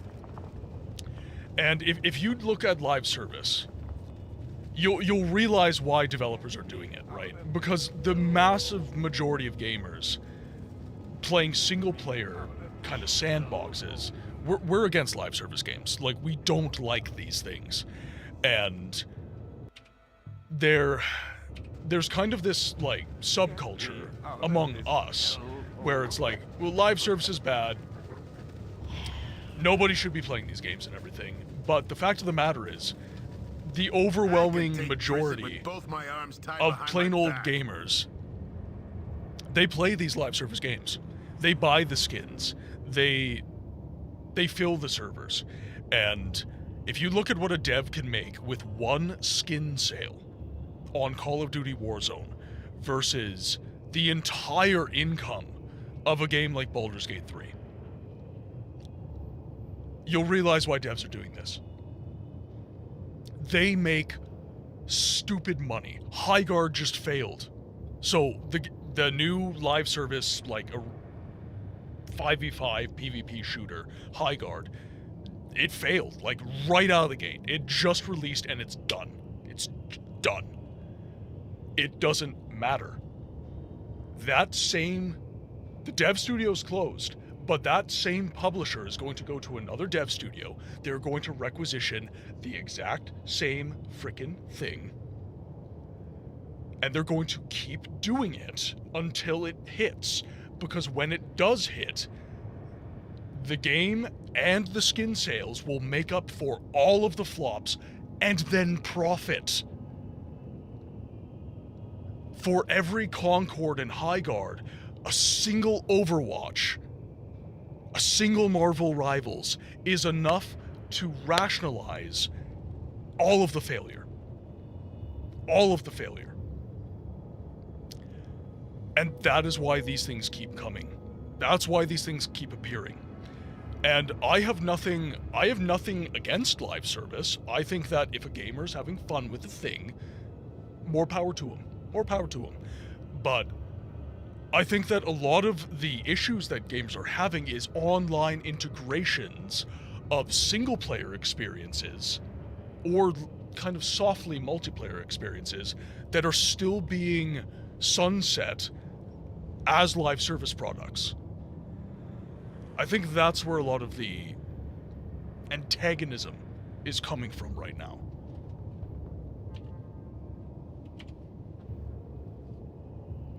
Yes, the publisher's seeing how much one live service game makes, so they all want the same pile of money, so they're willing to destroy any amount of dev careers with the garbage to gamble for that. And this is the thing, right? It's gambling until you win. Like, they make money off of this. They do. But there's so many flops in the meantime. There's so many dev closures in the meantime. And every time that I see... So, Lionhead Studios. What killed Lionhead Studios? A Fable live service game. What killed Bluepoint? A live service game. Whenever I hear that a studio that I love has been working on a live service project, I know that they're going to die. Anthem. Redfall. All of these things that are being produced, anytime I hear that a dev is doing a live service project, I'm just like, okay, they're done. They're done.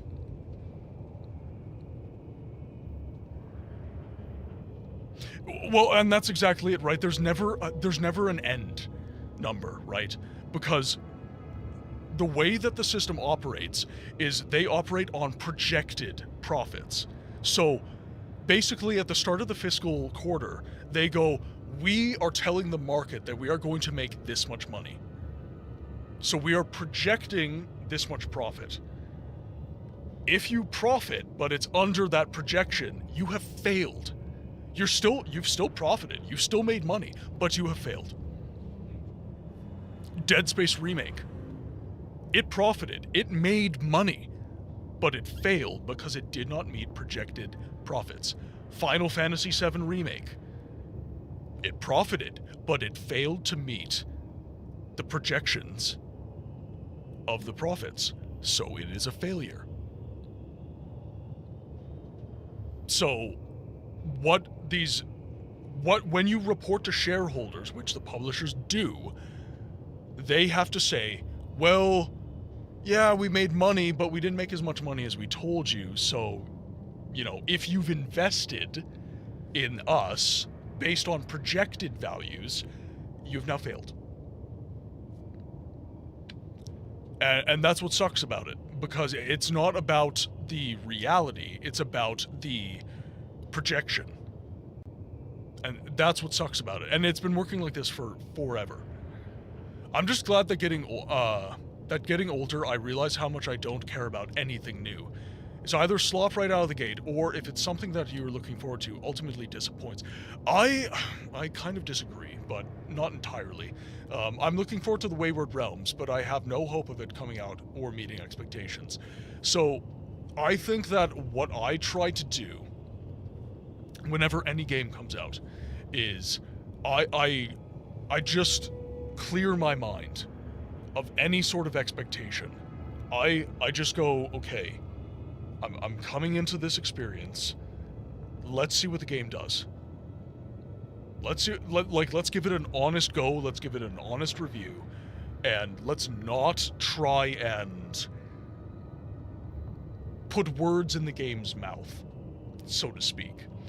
And I think that like Resident Evil 9, for example, I had high expectations of that game, but I personally, I didn't love Resident Evil 8. I thought it was okay, but I didn't adore the game. Resident Evil 6 was kind of a weird outing. So what I did when I went into Resident Evil 9 is I kind of just went, okay, put all that to the side for a second. Let's just play the game and see what we do. Like, let's see how this goes. And I will then sit with the game, and I will judge it as objectively as I can. We're subjective beings. Humans are not rational. We are subjective beings, ultimately. And you can never completely clear your mind of your expectations, but I do the best I can, and I try to make a deliberate effort to do that. And I gotta say, Resident Evil 9 was a love letter to the franchise. It was a fantastic game. Absolutely adored it. And that's a new game.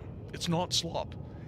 There's a lot of people that would call Resident Evil 4 Remake slop because it has the yellow paint phenomenon. I think that you have to judge a game for what it is. And you have to say, does this hurt the experience? Like, you can kind of judge it artistically, but, you know, the same people who say you're judging an old game against the metrics of new games, graphically or gameplay-wise, that's not fair. Well, it's equally not fair to judge a new game by the metrics of greatness of an old game. The graphics are massively different, the storytelling styles are massively different, the gameplay loops are massively different. You kind of just have to, like, whether you're interested in that or not, that's kind of par for the course. But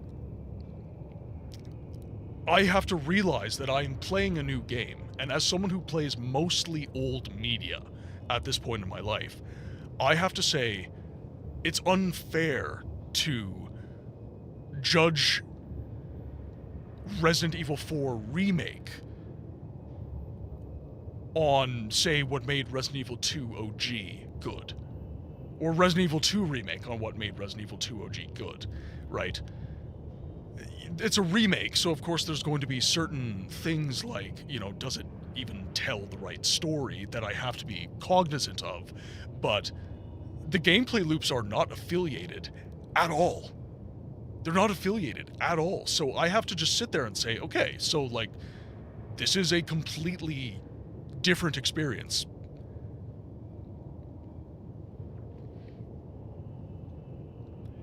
I'm excited for it coming out, but I'm so jaded by things that it's hard to be excited. That being said, I have a soft spot for bad games. I hate to admit that I hate it. Yeah, exactly. Yeah. Old games are great, new games are great. Old games are trash, new games are trash. It's never a question of old versus new. It's a question of just, do you enjoy the game? Are you having fun? At the end of the day, are you having fun? And I used to be in, especially when I started streaming. Oh my god, was this true when I started streaming? Holy shit. I was so mad that people would just judge the shit out of the new and old games that I played. And especially old games, it's like, you're missing the point of how this is great. You're missing the point.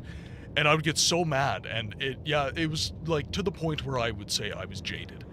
But now that I am into game preservation as the purpose of my channel, and I'm having a lot of good conversations with a lot of people that are invested in the industry. And I'm starting to kind of realize that what makes game preservation hard is towing the line between two very vocal camps, which is you've got the camp of new is cool, which is if it doesn't have the newest graphics, the most contemporary gameplay loop, and if it's not like a week old, I don't play it. It has to be the newest and coolest. And then you have the retro gamers, which are like, this is slop, it uses yellow paint, this is making people stupid, like, old games are the only games, like, this is not even a game, this is just, you know, like, a slop sim. Both of these camps are wrong. You know, you might have a kernel of truth in your take on both ends of the spectrum, but fundamentally what you have to ask yourself is, are you having fun? And all games are fun to different people. And then you have to realize that the games of today are the games that are going to be preserved 20 years from now. I actually think as hard as games like Baldur's Gate and Daggerfall and Thief and Wheel of Time and all these different games that are difficult to preserve right now because nobody knows about them, as difficult as these games are to preserve, what is going to be the hardest games to preserve are the games that are coming out right now. The games coming out today are going to be a fucking nightmare for game preservationists 20 years from now. Part of that is live service. Part of that is that all these games getting sunset without any sort of plan to keep them going, to keep them alive. So that's going to present an issue. But then there's also going to be a bunch of people that are my age. I'm going to be 50 20 years from now. And most of my generation were calling a lot of the games that were coming out today slop. So how much will do you think there is going to be to keep these games around? Genuine question. How much will do you think there is going to be 20 years from today to keep slop alive? Pardon me. I hit my microphone. Pardon me. Destiny 2 has content that even the devs can't play today, from what I... The games of today are going to be the hardest games to preserve. And they need to be preserved. All games contribute to a tapestry, a history that needs to be preserved. I'm not just sitting here going, the games I like need to be preserved, right? As a dyed-in-the-wool historian, I say that every game ever made contributes to this history. So I want to see all of these games able to be experienced if it can be done. But then you get into, is there a public will to preserve history, right? I'm a car guy, so I put everything into the context of cars, right? There are the classics. There's the Dodge Challenger, the Ford Mustang, the Chevy Camaro, the Chevy Corvette. There are these cars that kind of capture the public imagination because they were cool. The pony cars, they were cool. And everybody wanted one. Everyone wanted one. What about the Dodge Diplomats? What about the Ford Crown Victoria? What about the Chevy Caprice? What about the Chrysler Town and Countries? What about all of these cars, the Toyota Corollas? What about all of these cars that just went to the dump and got crushed because nobody valued them? Because they weren't as cool, but they still contributed to the history. They were still something that was made. And it's the same with video games. A lot of the games that need preservation are the games that were not AAA. They weren't even AA. They were single A games. They were the games that were coming out and just getting churned out by devs. These days, live service games could be put into this camp, I would say. And they are the games that need preservation the most. And like I said, the games coming out today, because of the way they are released, these games are going to be a fucking nightmare for game preservationists. It's going to be so hard because there's no public will to maintain these things. It's like, yeah, Call of Duty 7? Yeah, get rid of it. It's garbage. It's trash. It is slop. So get rid of it. Because nobody wants this. Well, guess what? It's history. It contributed to the history of games. If you want to have an honest conversation about the industry, you need to include these titles. You need to be able to experience these titles. And if we're just gonna get rid of them, how can you do that? How can you make sure that happens?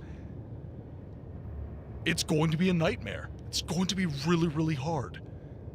And that's where game preservation is. We have to toe the line between old and new. There's this misconception that game preservation is only about games that came out in the 1990s, or the 1980s, or the early 2000s. No, it's games that are coming out today as well. Because rhetoric plays a massive role in this conversation. Game preservationists have to say, no, there are games that every game contributes to history, and for all of you retro gamers that think that everything coming out is slop, there are games that prove you wrong. There are good games, and there are games that contribute to the tapestry of games history that aren't. And you need to see past your own kind of jade-colored glasses to realize that. And then we have to go to the newest cool gamers. We have to go to the people who only play new stuff, and they say Daggerfall and Baldur's Gate and all these old games, they're unplayable. They're trash because they're unplayable.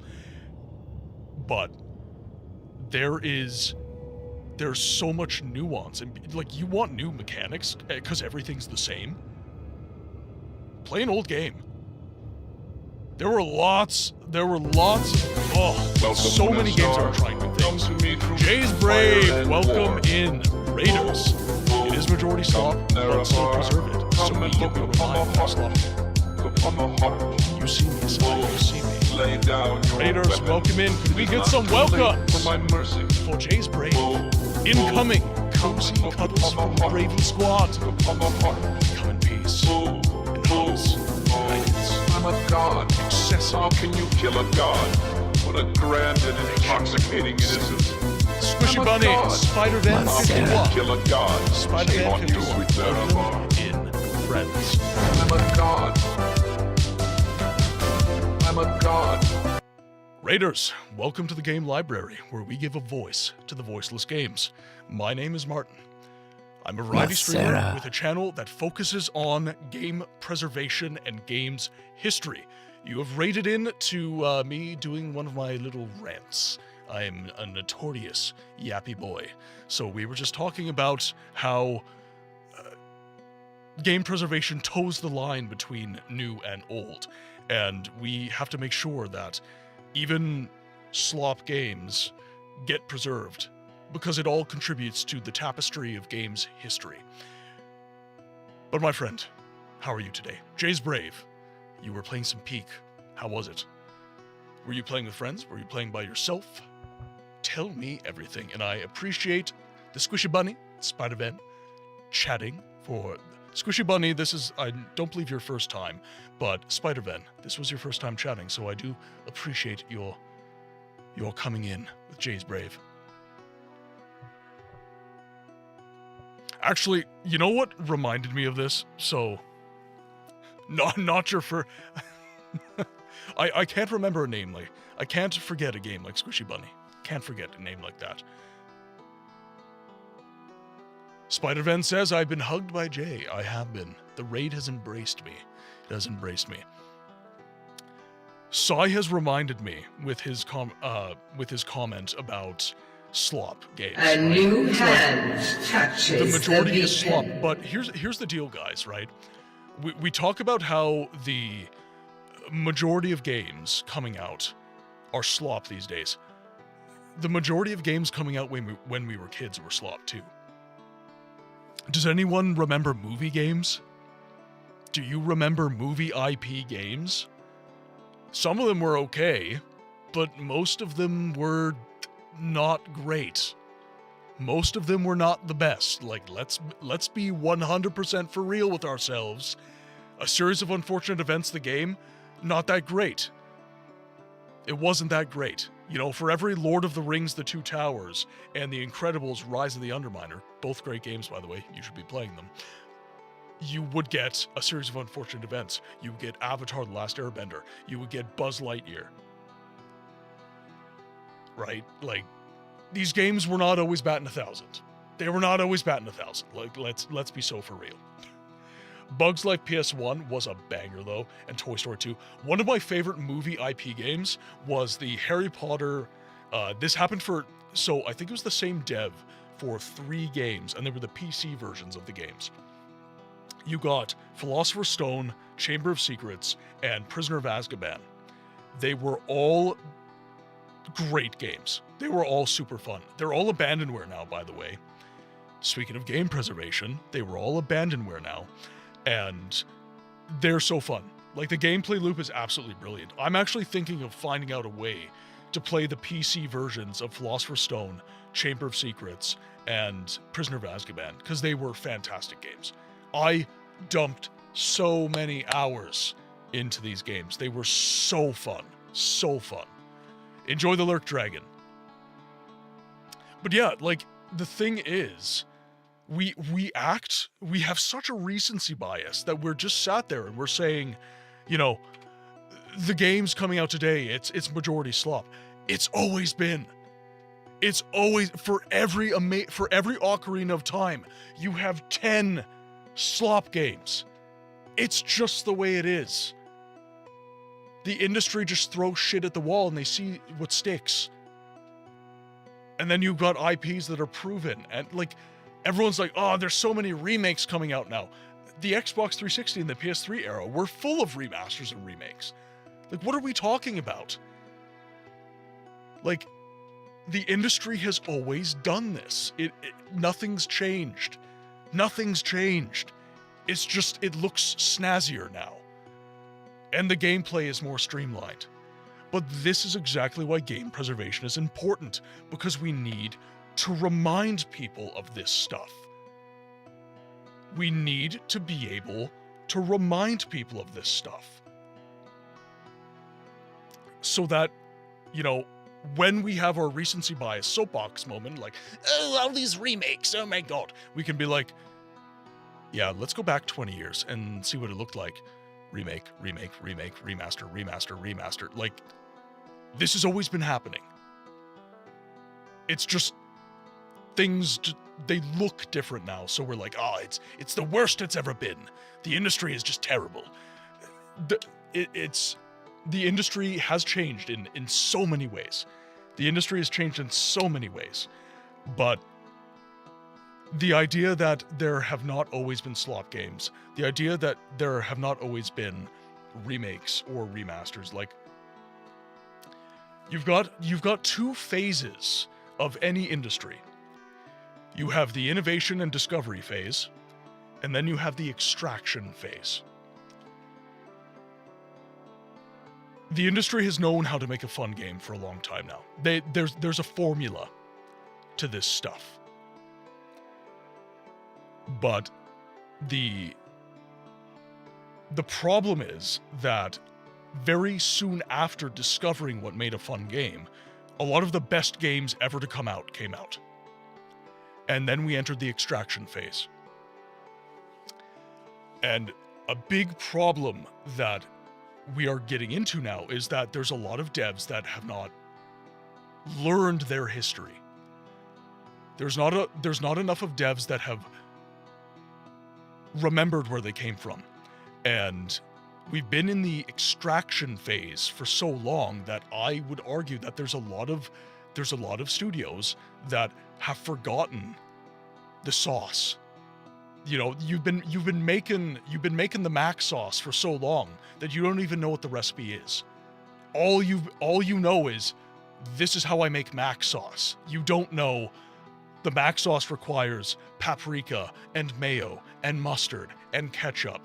You just know the motions. You don't know the ingredients anymore because you're so far removed from your innovation and discovery, and you've been focusing so much on just extracting the result and the maximal income that you can receive from that thing. Falls from ceiling. I'm just going to drop in. Duchess, welcome in. Hope you're having a good day. Well, there's a bit of a dynamic that was fundamentally changed the landscape of games. Indie games, which aren't actually indie anymore. There's a strict definition for revenue and tax breaks. Indie games basically killed the budget title and the budget studios. Some would say that mobile played a part in this as well, but mobile games basically birthed live service games and cash shops. Their monetization models are catered to them and then applied elsewhere. It doesn't work. Yeah, so there's, like I said, there are new dynamics that have been introduced. Certainly, there are new dynamics that have been introduced. But the idea that there's not... how to put this concisely? Scytheblade, welcome in. The idea that there haven't always been kind of these budget, kind of sloppy products, that is fundamentally what I'm getting at. But yes, Sai is correct. There are new dynamics that have been introduced that have changed the game. Yeah. But again, this is another reason that your game history is important.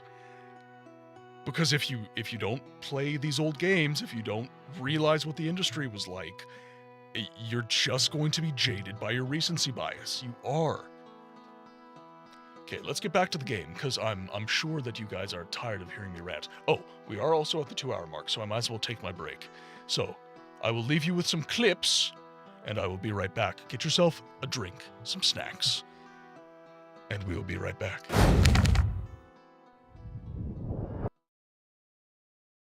Now, if you'll excuse me, I have to collect foreskin for Dagoth. Vivek molegged his ball. So much so that it made history. They wrote a book about it. The entire sermon is a prolonged allegory about post-nut Claire. No, I can't. I can't do it. Oh, wait. You wanna know the best part about the Hist? Their entire existence is a pun. They're arboreal appearing entities that exist outside of space-time. They see all the timeline, forward and backward. They're Hist trees.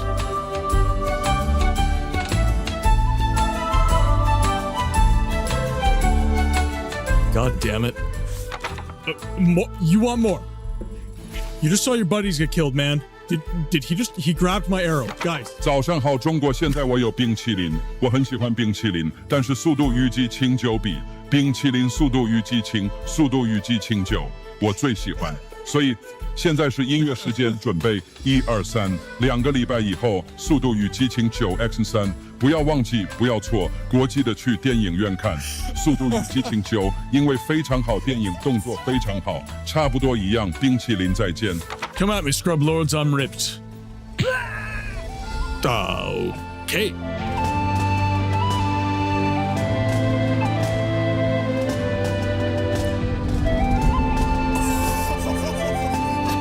Don't listen to the Elder Scrolls lore wiki Nerevar. Gnomes are very real.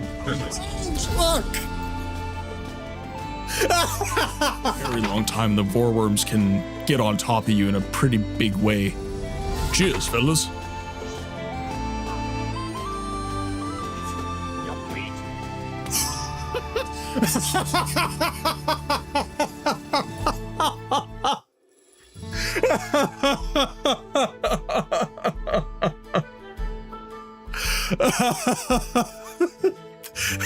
They don't want the smoke.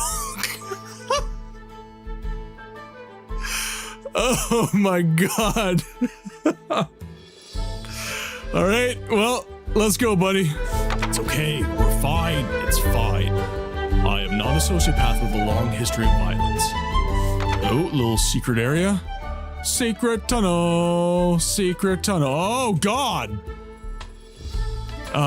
Sir, your skin. This is why we tell you to wear sunscreen. SPF 60, minimum. Guy needed SPF 1000 after the trip from Red Mountain. Certainly looks like that. Necro's last words, a guy with a beautiful voice. He makes me melt. Ooh woo. He lit. Ooh woo. No, we need more. I need more. Chat, I need more cowbell.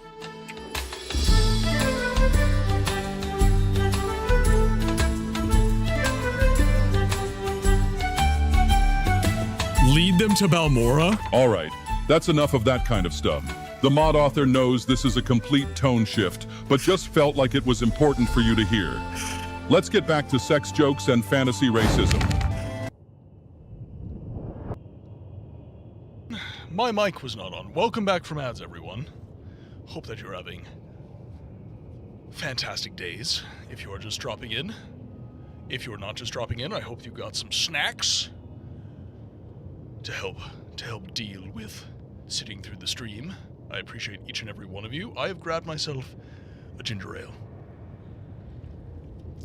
I realize it looks like I'm drinking Heineken when I have these, which is unfortunate because I hate beer. Dev, welcome in. Question of the day. I really need to answer this. No, you don't. You don't. No, I know your favorite games. You're dealing with military wife stuff and it sucks. As the son of a soldier, I can completely understand. Also, thank you for your service. Because the families of military and first responders bear the brunt of their spouses' careers, honestly. So, Duchess, thank you for supporting the troops. Thank you. And I'm sorry it sucks, but hopefully the stream and hanging out here helps deal with things just a little bit. Yeah, that's really... I understand that more than you know. I can't talk about it because Dad's career was secret stuff. But I know that I understand. Know that I understand. They've been in the cupboard for ages, and I fancied something fizzy.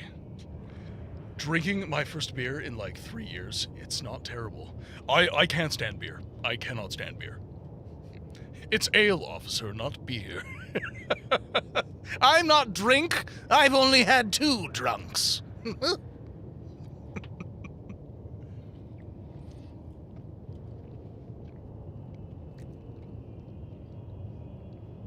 You there! You're not supposed to be in this area. Surrender yourselves, now. We don't think so. Again? Whatever they need. No, My blade will cut you down Woo! in half. Yeah, well, Boo went for the eyes all right. Holy shit. Agreed. I just annihilate these guards. Enjoy the lurk, Squishy Bunny.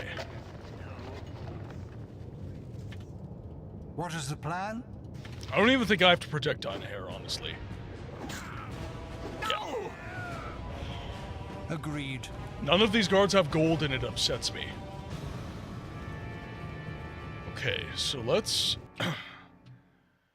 There's lots of divergent pathways. Now, I think there's probably going to be an intersection right around here, but I want to explore as much of the forks in the road as I can. I'm not as think as you drunk I am, Ossifer. Ossifer? Good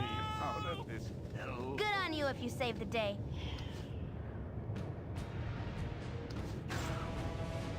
Get him! Macera. Honey Bear, welcome in. Hope everybody's having a fantastic day. I, honestly guys, when I streamed yesterday, I started the stream feeling pretty shitty. I kind of explained my chronic health issues and stuff. But honestly, it's so strange. Streaming makes it better.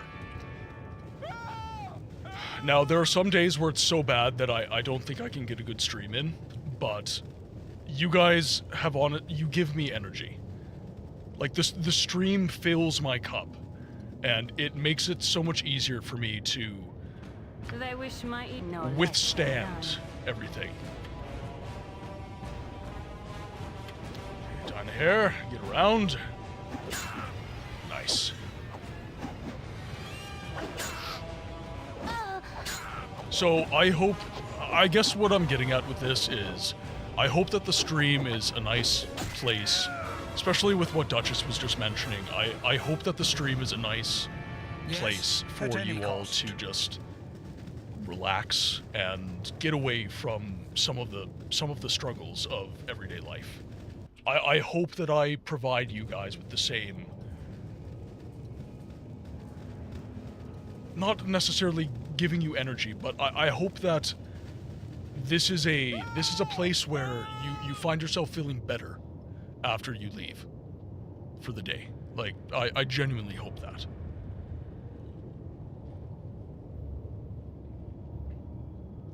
I prefer the second. I fear the tighter story. The less I think it's replayable to begin with.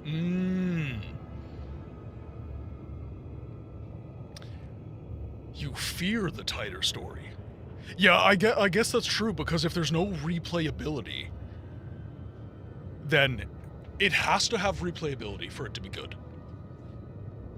It has to have the replayability for it to be good. So, like, Resident Evil is one of my favorites because they really do the replayability thing justice. They do a really good job of making it replayable, but if it is just a really condensed, tight story that only takes a couple hours to beat, and it's not replayable, then that sucks. I do agree.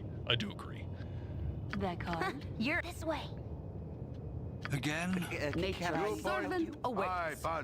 And I'm a bit cheeky. It is one of those trick questions where it's like, most people enjoy both, but Silent Hill F is a tight story, but you get new stuff like the whole 5 playgrounds before. Yeah, exactly.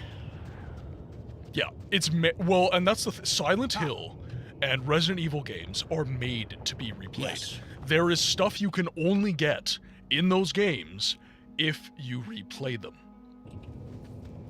And I think the best way to put it is, if you're not replaying the game, you're actually not getting the whole experience. You're actually robbing yourself if you do not replay a Resident Evil or Silent Hill game.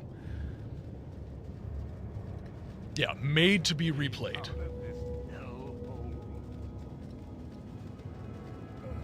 We are going to need to rest soon, I think.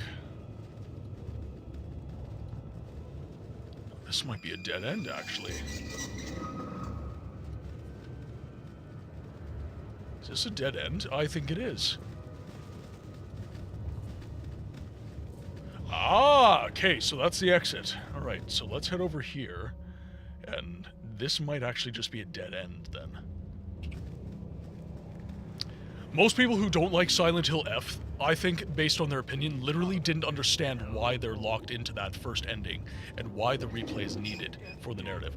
Yeah, I don't want to spoil Resident Evil 9 for people, but that ending, that ending is meant for replay. I'm just gonna put that out there for you people.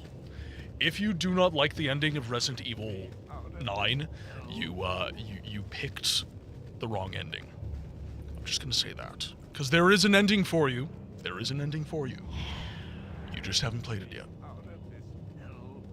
I've decided no to spoil it for myself, that first ending, so do not tell me. But I can gather, just based on that first one, that it's all about that game is catering to me direct. Yeah. Yeah. Yeah, so... And you're not too close. Diana here is under my protection. Stand easy, Minsk. They needs not be so motherly. It is as you would have it. 'Tis my sworn vow to ensure your every need is catered to. What about Boo? You must gather your party before venturing forth. You must I'll gather your do my party best. before venturing forth. Oh, come on. Really? What is the plan? At Milton! any cost. Get your ass over there. Is You Milton require stuck? caution. Milton! You son of a bitch! Son of a bitch! I think much clearer with rest. Might we stop? What you want? Okay, I've let's- done Enough had waking enough of our this. slave driver. You... Oh, there we go. Yes, agreed. Yes, there we go. Bad case of armor, chief. Ooh. Milton and Amoan Magic does not were rest well in a tired bound mind. together for a I'm little while asleep. there. I find it really funny Oh, how my way of I'm typing with getting no a little punctuation sleepy. and stream of thought trips you up regularly. I'm so used to reading essays and having punctuation. I'm looking for commas, I'm looking for periods, I'm looking for semicolons. Again, agreed. You must gather your party before venturing forth. My party is gathered, you son of a bitch. Okay, gotta get my drink out of my hand. Yes, omnipresent authority figure.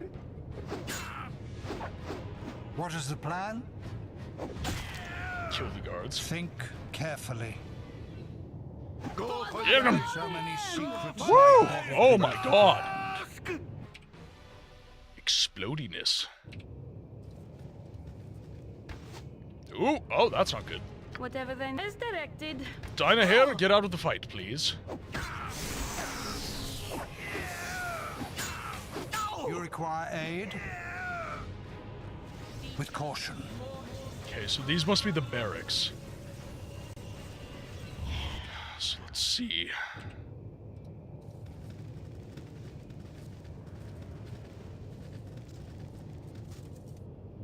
Oh! No, I didn't. See, this is what happens when I get to yapping. I just forget. This is technically not hydrating, but I'm gonna use this as my hydrate. Had my coffee, I'm having my ginger ale. And then we will start. I have been drinking my water, actually. I've been a good boy.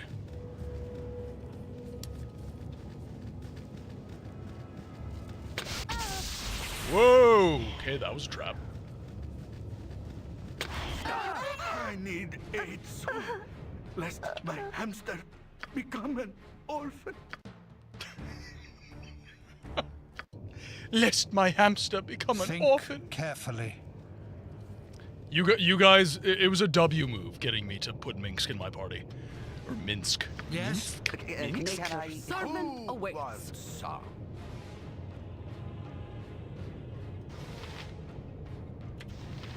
Get him!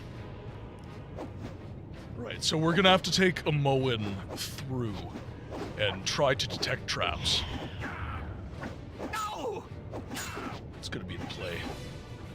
Go for the eyes, Boo! Go for the eyes! Trask! So after we beat these guys, Again. No! we'll do some hide in the shadows and we'll try to trigger some traps. Clearer with No! I've just about seen enough waking our slave driver. Oh, right, and we're tired. So let's find a nice corner to rest as well. Let's see if we can get a rest in. I'm gonna be a little cheeky. Because if we can get a rest in without getting attacked, that's gonna be...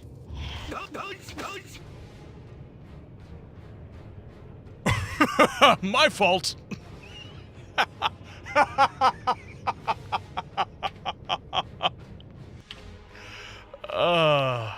Baldur's Gate, sometimes you make me pay for my bad choices.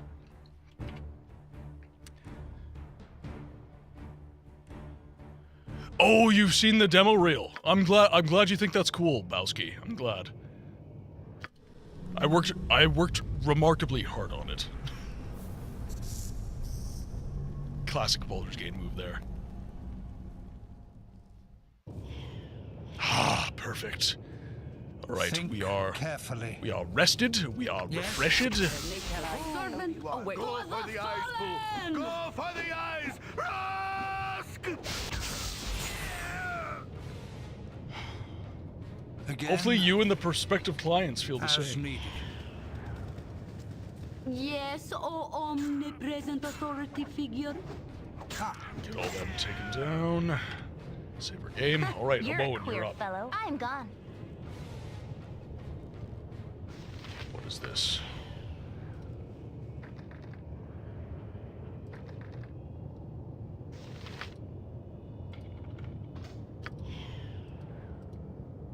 Can we get through? Is this, yeah, that's stealth.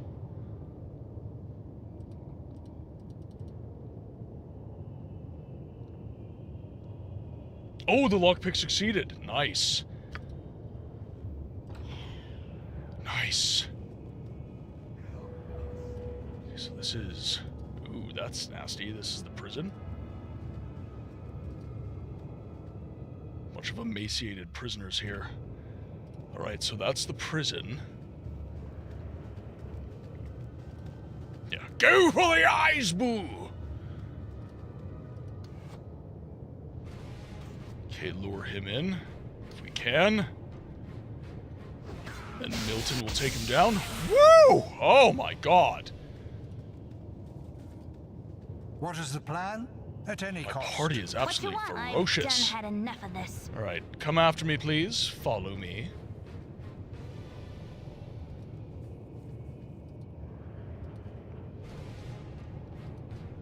Meet my friends. Bleed. Nice. I haven't heard that in so long. It is honestly, I made an L move not having Minsk and Dynahair in my party sooner. It's like an incredibly important choice that I did not make. Okay, so let's save our game. Let's go this way. Keep my wits about me here. Make sure to remain hidden. Who are you?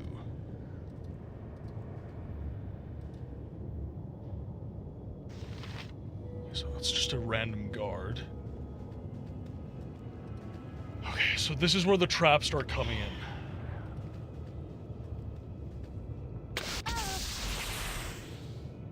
I said detect trap!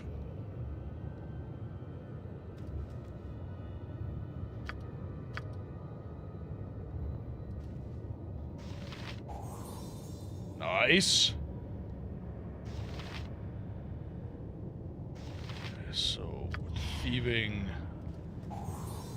Okay, we disarm that. Good.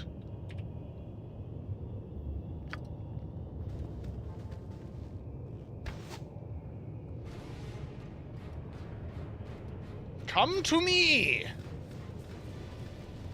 Say hello to my little friend. His name is Boo.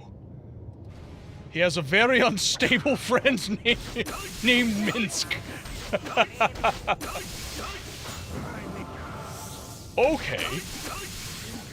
Woo! You've a task?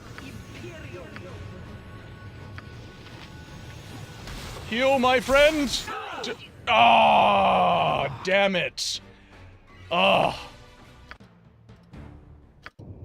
He was just getting focused down. That was terrible. All right.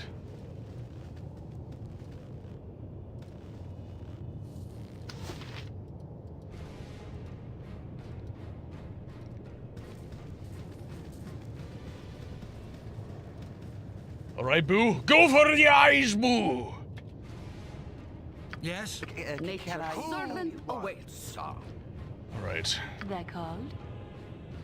Dynahair, No I want less you than standing that. right here. You're a queer fellow. Moen, Oh, my heart's you really can start not in this. attacking. Okay, so we only attracted 2 of them. That's actually not bad.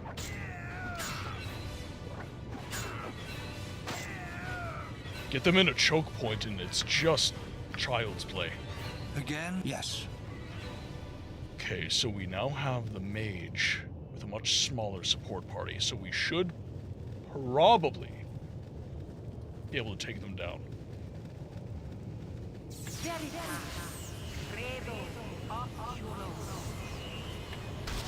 Run! Clock out! Okay, now. You have need of Yes, present authority figure. What you want? I'm gone. Whatever To they need, no stand less right than here. done.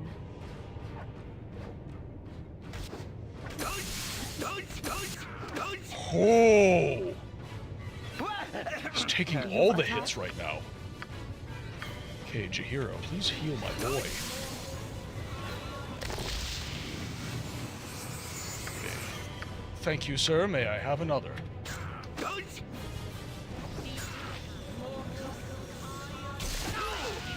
Oh! Damn!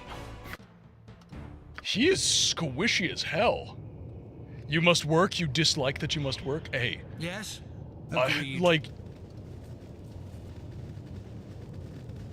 think that it's gonna be so worth it. That's the way I'll put it.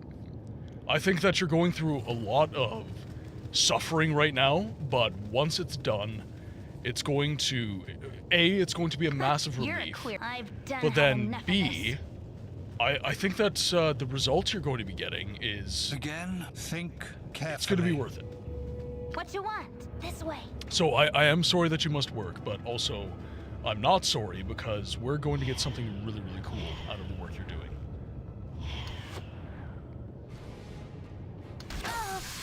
Woo! Okay, those are some enchanted arrows. Okay, let's get set up.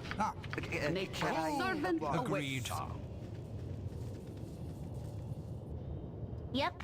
This way. Okay, I gotta see if I can lure them in. Come on.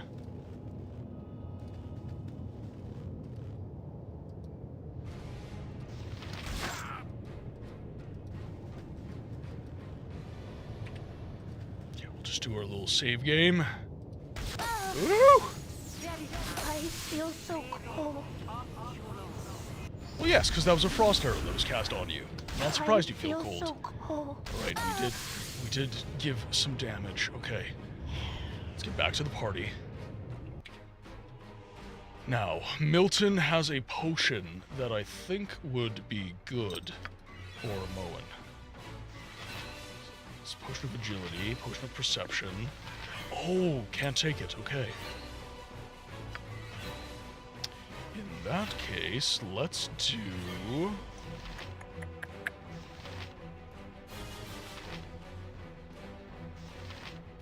Fortitude.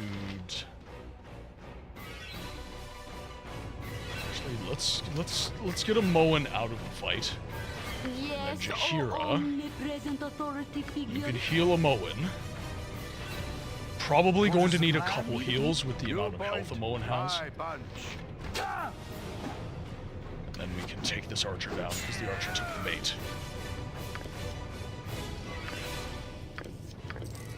And we get some Think filthy loot. Carefully.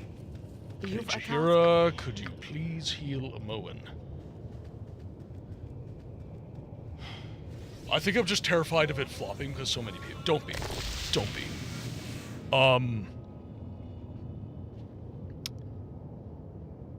I think one of the biggest things that I've learned from you, in no small part actually, is it's about what you've built with the video, right? It's about what you have increased your capacity exponentially. As you direct. And I think that, like, I understand, like, the success aspect of it. I feel that too.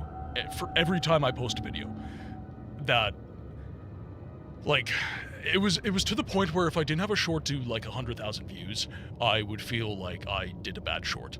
So That, many like, secrets that's lie genuinely buried how I beneath the feel. But ground. really, like, if you look at my shorts versus my old ones, like, I have increased my capacity for communication and storytelling so much more.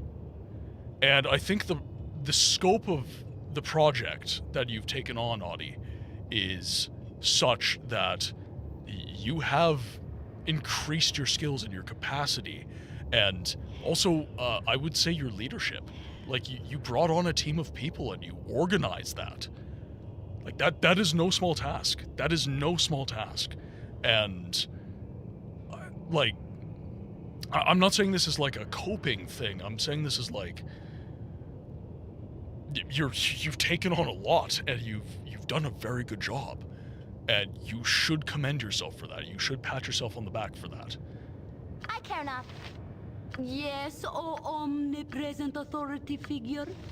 So why can't you... Is it because she's hidden? You're a queer. Good on you if you saved the day. There we go. Alright, it's because Moen couldn't target. That's why. Nature's servant awaits. Oh, that uses a cast? Are you kidding me? A Moen! Get a grip. I swear to God, if you cast Hide in the Shadows again, I'm gonna lose my shit on you. You require a... Yes.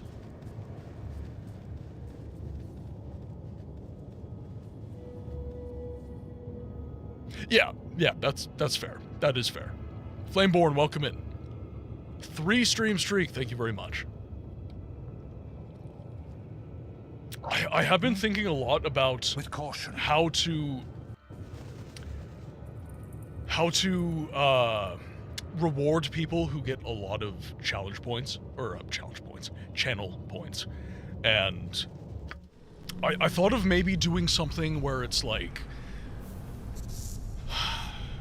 something along the lines of, if you get like, say 100,000 points, you can pick a game for me to play.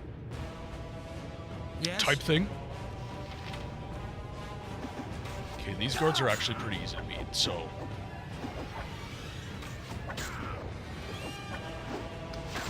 Bleed. Again? I don't feel so bad about that. I will take the L on that rest. Hopefully we do get a successful one, though. I just don't want to travel back to the inn. Ah! RNGesus, take the wheel.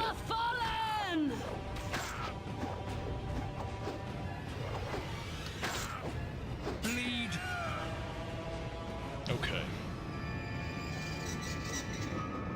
Is that what I am to you, Flameborn? Am I just books, the blind one? I was introduced to this game in college, and I absolutely fell in love with it. It's a fantastic game. It holds up so well. So well. Like, the fact that this game is even, like, you know, like just early 2000s, right? It does not matter. Yep. It doesn't. I might have to leave the dungeon. I did get a successful rest in this area at one point, but it might be to the point where that's just not going to happen anymore. What is the plan? I'll try one more time, and if not, I might just go back to the friendly You arm. require aid? It's a skill issue. Wow.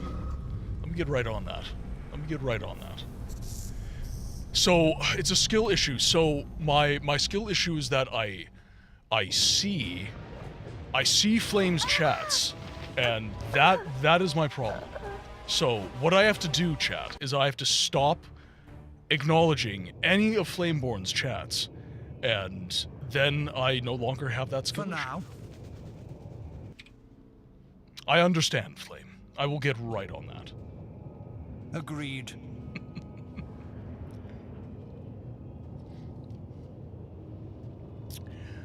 You have underestimated my sarcasm.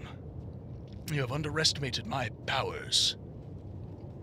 Alright, we'll head up to the shack up here, because I think we could probably get a successful rest in.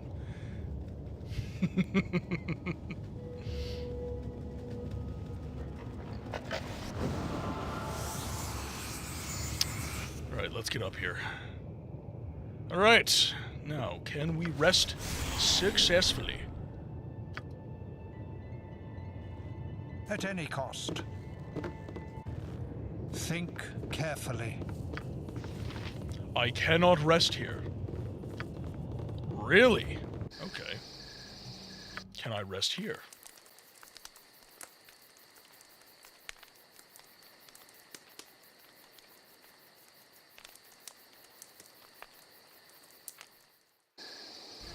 God damn it! Perhaps this group needs not quite as much help as I thought. I don't want to have to go back to the inn. I don't want to have to do that. With caution. All right. For now. Yeah, exactly. As I can't needed. rest anywhere. Yes. I cannot chill, chat. My chronic fatigue won't let me chill in real life, and I can't rest in the games. Skill issue.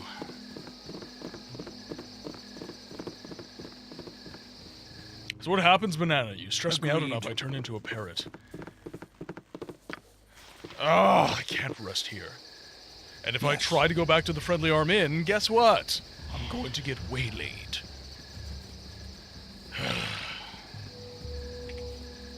Alright, fine. We'll go back to the inn and we'll rest.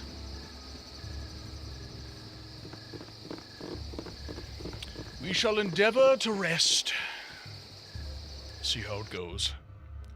Friendly Arm Inn, please. As needed. Get out!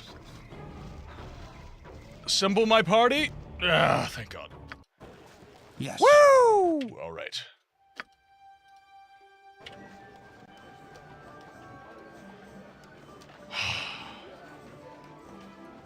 I hate having to interrupt my dungeons for this, though.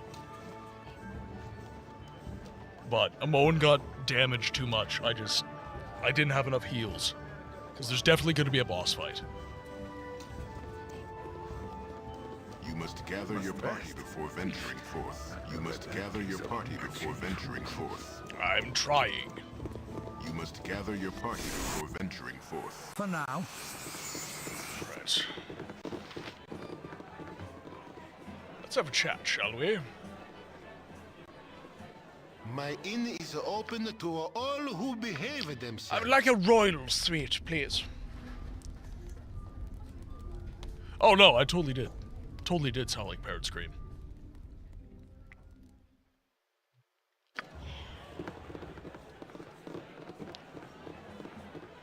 Okay, so let's head back to the mines. You must And gather then... your party before venturing forth. With caution. Head back to the mine. Hey, Books, did you know you must gather your party before venturing? I didn't. I had no idea. That's why I've been dying so much. I must gather my party before venturing forth.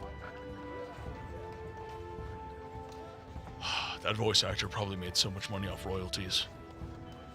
That one line getting so much use in the game. He better have gotten a really, really good contract. It's like, sure, I'll do that line, but how often is it being used? Not that much. Agreed. Alright, we've got eder caps, so let's make our way up here. Avoid that trap, nice and easy. I know what I'm doing. God damn it! Caution. Get out! Get out! Think Fucking carefully. spiders. Why is it always spiders? Or spider giants, which are what eder caps are. I need a new monster so I can update my monster manual again. See, I love playing Baldur's Gate at this point because it gives me an excuse to get this thing out. My little monster manual. And I get to look at the cool art. Get to see what the enemies look like. Eder caps are terrifying. They're nightmare fuel.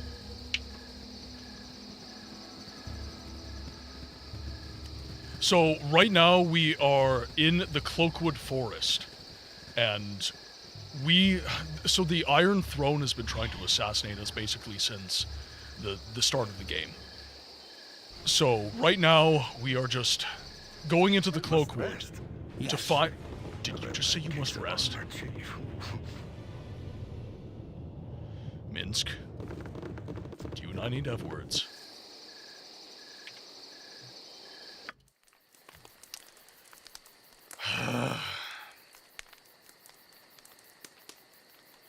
There's gonna be like 12.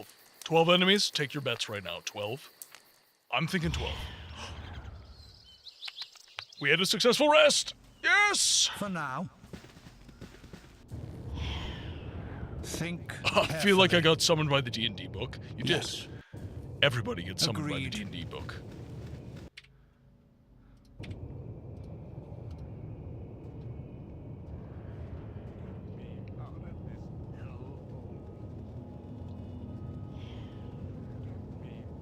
I don't really have many people to play D&D with at this point, so Baldur's Gate is a nice little single-player experience for that. Yes. I glanced across and was like, is that what I think it is? It is. I'm a massive D&D nerd. Massive D&D nerd. My dad raised me on 1st edition. I've been playing D&D all my life. Okay, no, I think there's still a mage and I think there's one archer. Yeah, I've been... How old was I when I started D&D? Yeah, my dad started me on the village of Hamlet and the Isle of Dread when I was... 6? I think I was 6. And I'm 30 now. Okay, Owen.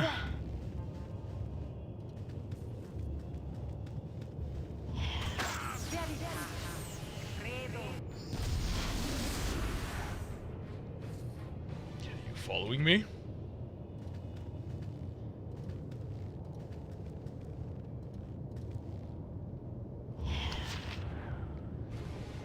So these are Black Talon elites. Whew! Okay, good, he's following.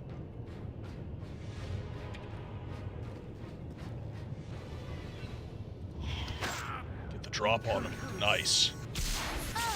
Oh, that's not good. What the fuck? Oh, that was shitty. That was shitty. Okay, we're not taking that one lying down. I'm gone. Okay, whatever that spell is, I need it, please. Oh my god. I might have to march Yes? everyone in. Nature servant awaits. For now. March all my fighters in. Okay, we gotta focus fire that guy. You're a queer fellow. Gotta march you in. And then I need you.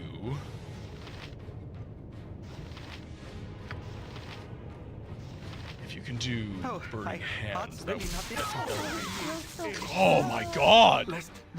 It's the same spell every time. Not the hamster!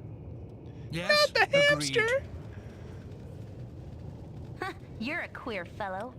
I'm gone.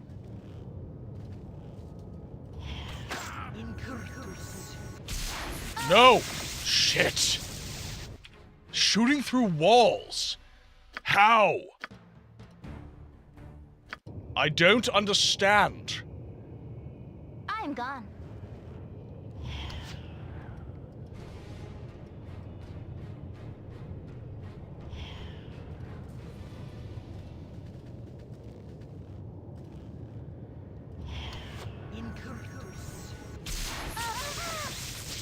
Doesn't matter. It's every single time. I've done had enough of this. Yes. I wonder... Think carefully. I wonder if Milton could tank it. Just march Milton You're right in. already dead.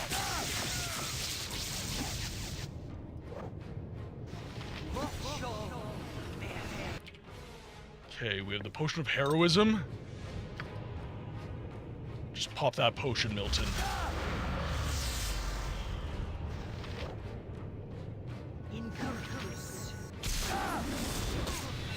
Oh, there we go. Death. Oh, that was close. The end. Okay, we might be able to get away with it. All right. This way. The mages are just so powerful, Conan. The mages are just insane in this area. All right, Yes. so Khaled and Milton are my tankiest players. So, let's move them in. And I want them to attack Hiroshan. Again? Milton needs to pop. You have a potion of invulnerability. Okay, I think it is time to use that. Okay, Milton, pop your potion, please. Oh, my heart's really not in. Okay, now.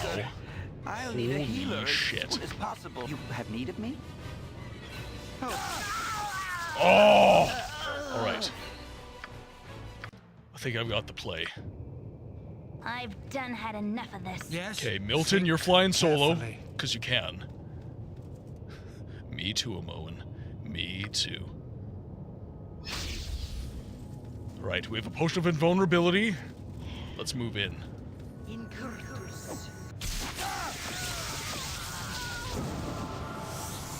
Nice. Is Hiroshan dead?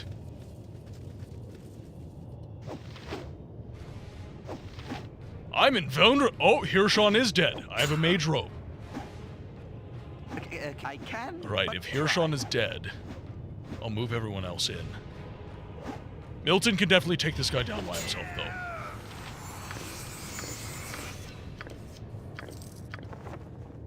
Okay, we have some really good stuff.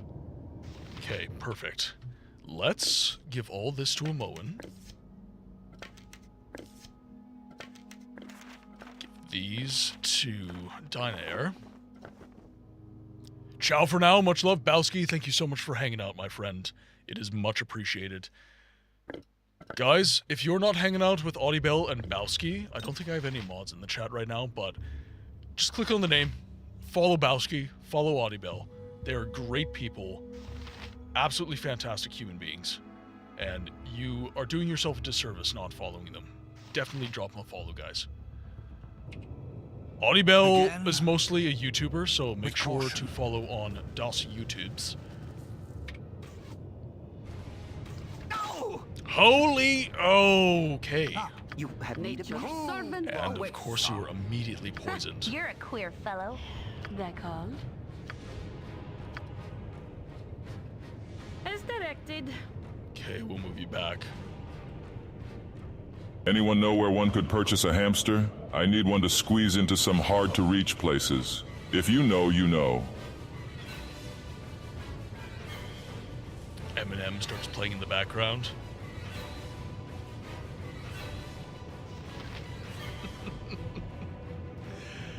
Oh, God. What you want? Yes? Okay, that goes to Khaled.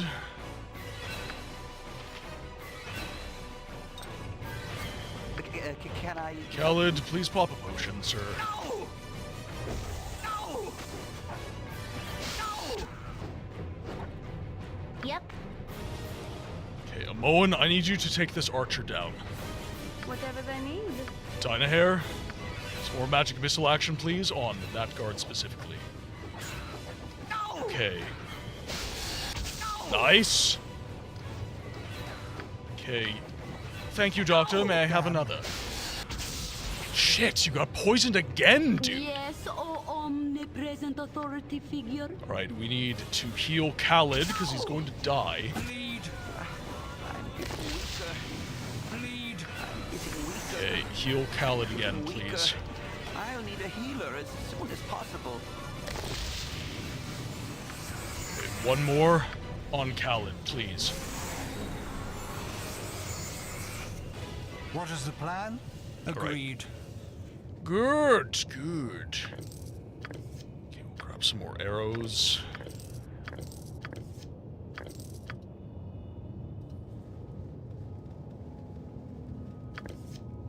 That's just more arrows.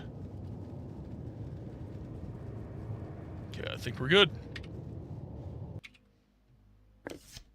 This can go to a Moen. Same with these.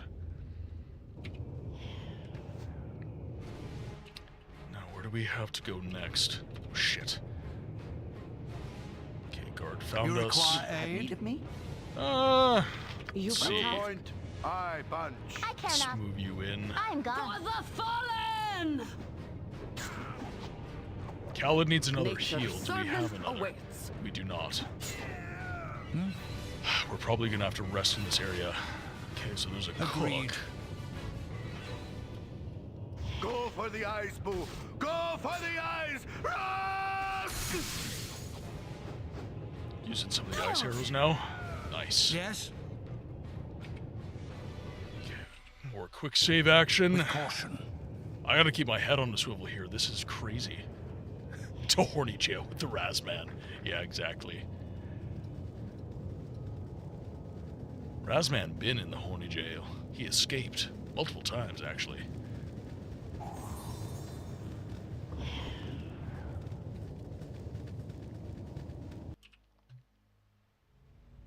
Okay. So that's a secret. Oh, shit. Oh, what? Oh, my God, Khaled! I can, but no! Again? You son of a bitch! You stupid bastard. Yeah, he's dead. He's dead. As needed. When I say move, you move. The door is locked. Okay, You're a let's queer try This way. unlocking it. Help us, please. You there! Wait! Tell me I'm right. Aren't you the mercenaries who've been causing the Iron Throne so much trouble? Yes, we are. How did you come by this information? You look to be one of the throne's slaves. Good. My name is Rail, and I am the de facto leader of the slaves here beneath the Cloakwood. I heard about you because I'm always careful to listen to what the Black Talons talk about. It seems that the Iron Throne has placed a large price on the head of someone named Milton, the Everlost, which would be you, I assume. Enough with the introductions. We don't have much time. I need 100 gold. The captain of the Black Talons on the first floor is not known for his loyalty to the throne. If you give me the money, I'm sure I could bribe him to look the other way whilst I escape with the rest of the slaves. After all, most of the Black Talons are going to be preoccupied with you. Well, how about it?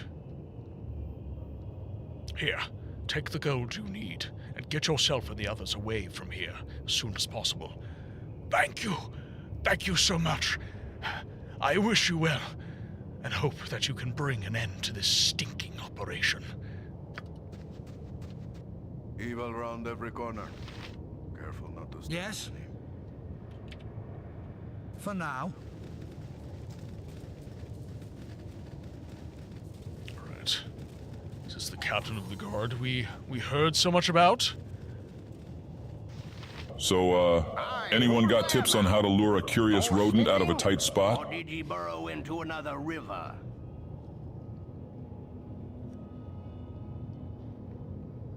A fine sight you are, whoever you are. Sick to death of bandits I am. I've been cooped up for the longest time, but if you a spare mace, I'd gladly swing it for your cause. I can do things cleric-wise as well, so I am mind as well as muscle. By Clandigan, a chance to right past wrongs.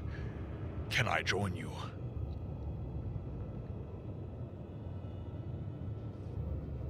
I have no need of you. Take your freedom and go.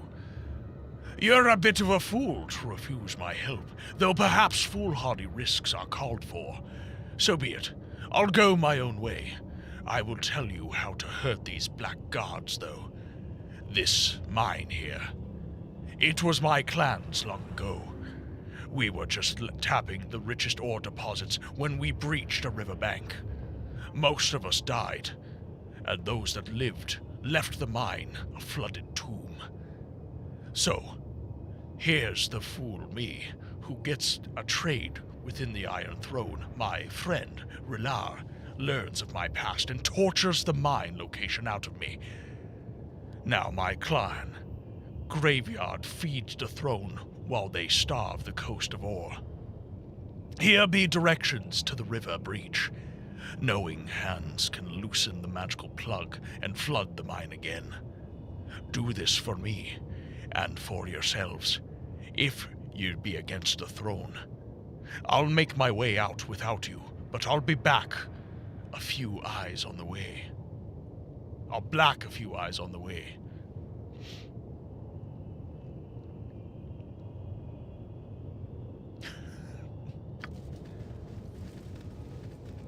Right, we now know how to flood the Cloakwood mine. Again? Nature's servant awaits. Okay, we'll hit a gas. What I called? This way. My heart's really not in this. Okay, I don't think we faced a ghast yet, so let's take a look. Bleed. Let's take a little gander at what a ghast looks like. Right, trusty monster manual. Okay, so we have G. Ghast, 119.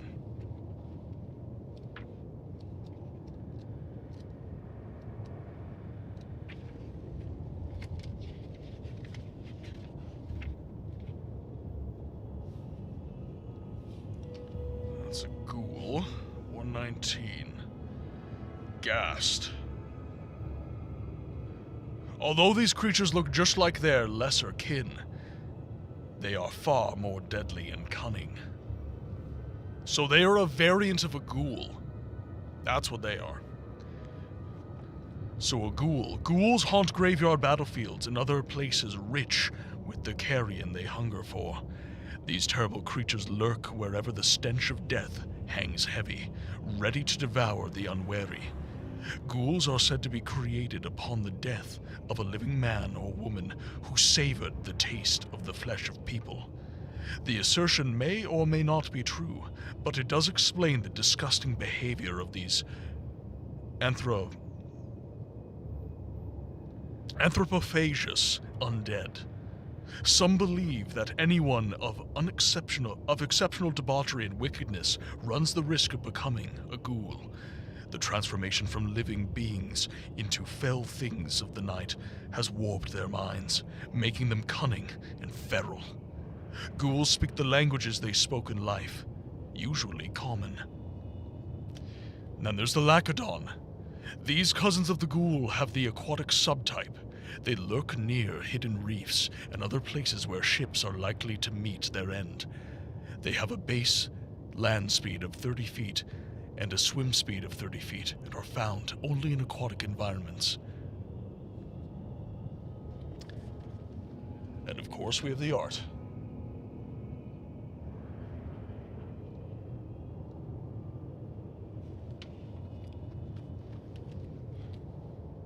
So they are just ghouls on steroids.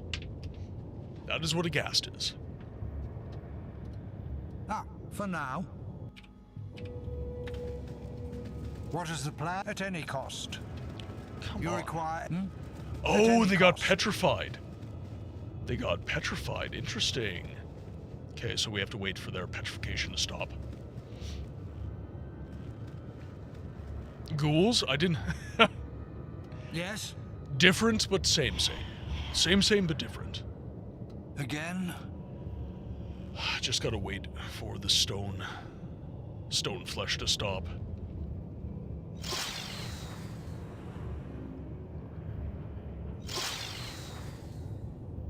Alright, who let the dwarves mine the uranium?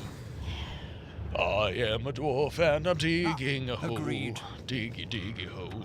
Digging What is the plan? Yes, or omnipresent authority figure. Yep. Whatever they need. I'm gone. Get him! Come on, Milton. God, Khaled, can your pathing be worse? God, I'm gonna kick you in the head, dude.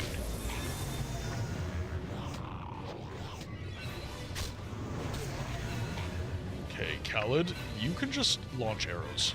How about that? That's what you can do. You require aid? And now Jahira is frozen, so we must wait once again.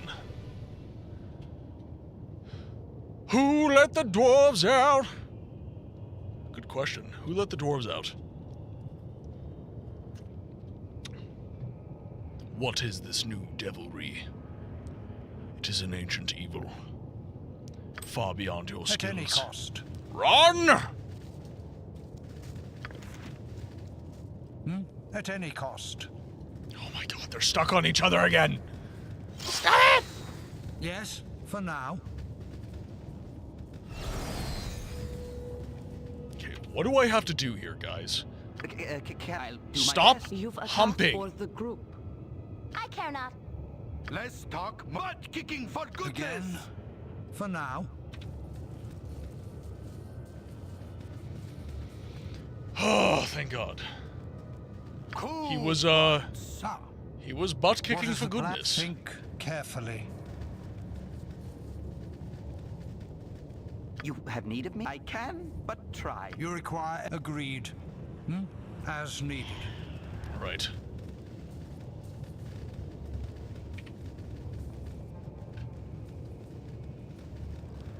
So here's a little secret. Secret tunnel, through the mountains. Secret tunnel. Okay, so the slaves are going to be out.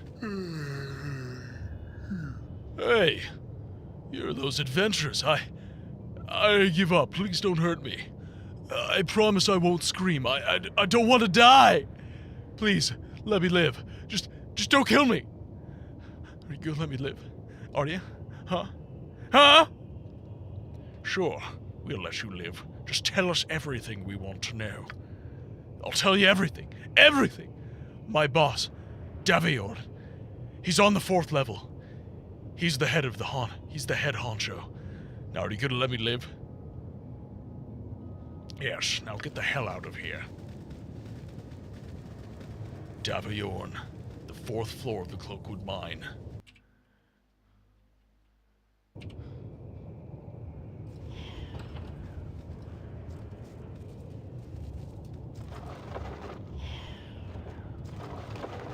Okay, so that's empty.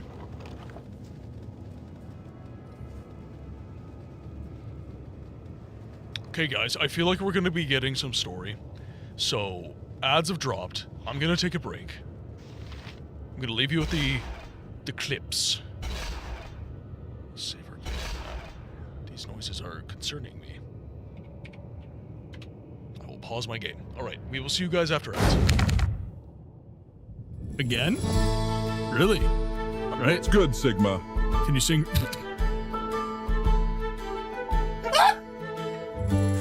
He wants the bran flakes. I know, he can't resist. They have corn and bran. He needs fiber. It's to wash down the human. Little known fact, humans do not have a lot of fiber. That was work. Oh, okay, I'm not talking to you anymore.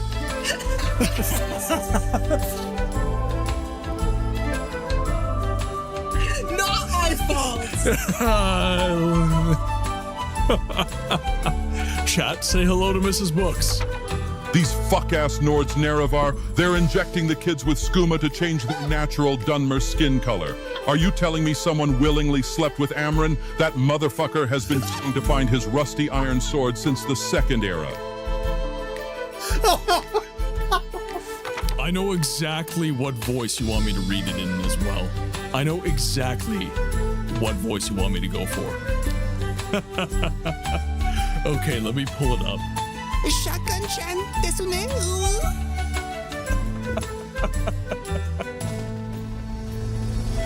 Oh, it's terrible. Okay, I think we got it. As long as I don't get gang-banged by the cultists again, I think we'll be okay. No. Why are they humming at me? They're whistling in my ear! This is pretty. I'm gonna stand up here. Hopefully I don't get mobbed.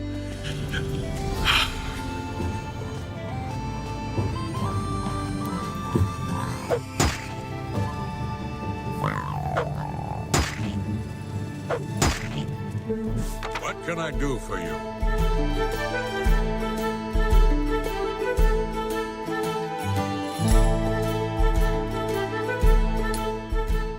Lord Farquaad, is that you? I should have played an orc. Just name myself Shrek. Can I Actually, let's try that redhead wig. Rumpelstiltskin. Now excuse me while I enjoy my high tea. Tastes like aristocracy. Welcome back from ads, everyone. Just took a little bit of a break because I feel like we're going to be getting into some pretty intense story coming up, and I did not want you guys missing anything. Agreed. Okay, so we have been told that we can flood this area. So I think I am going... This looks important to me, so let's head over. Daveorn is apparently on the 4th level of these mines. So we will... Save me, dear sir. Please save me. If you set me free, sir, I'll tell you everything. How to bring this mine crashing down around the heads of these fat-headed slavers. We'll set you free. Now tell us what you know. Well, see, here's how it is. The way to bamboozle these ninnies is real easy. Right here, beside me, is a steel plug that stops up the river on the surface. If you were to release that, then the whole mine would be drowned. Only the master of the mine has the key to open the plug. He's a real mean cuss. If you were to bring the key to me, I could use it to flood the mine.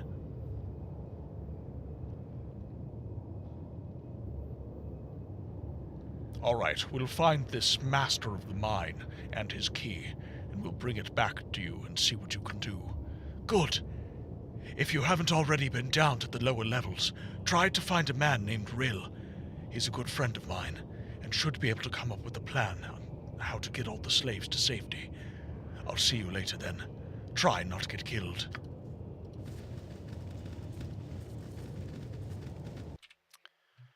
Alright, so... we need to find a way up.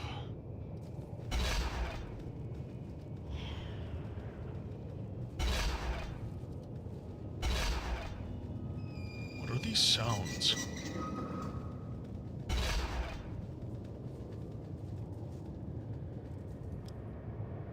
So I'm looking for a way up. There wasn't any in the lower levels. It sounds like he's in the upper levels.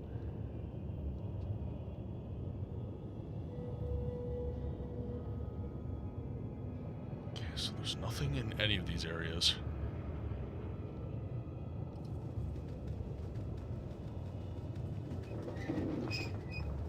Just need to be certain.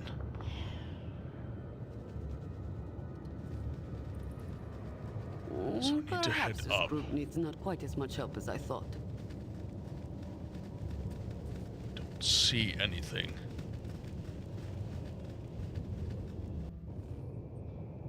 Think carefully. For now.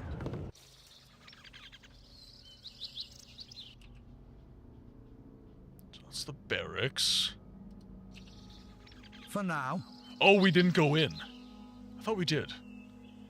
Okay, well, let's save our game, at any rate.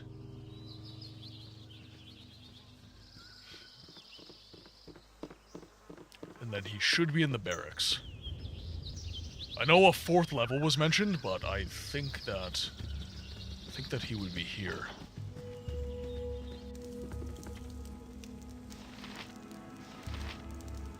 Yeah, okay. So that is... Again? Servant awaits. For the fallen! Guards are easy enough.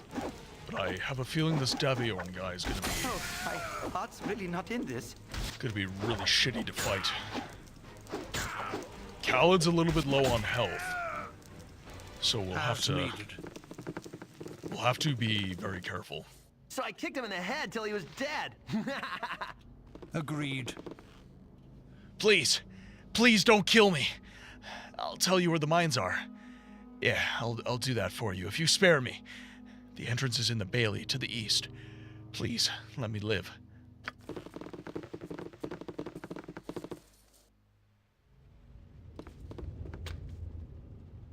So it's locked. You're a queer fellow. What you want? I've done had enough of this. Up you go, please. Okay, a Moen. Yep. Can we do some thieving? I've done had enough of this.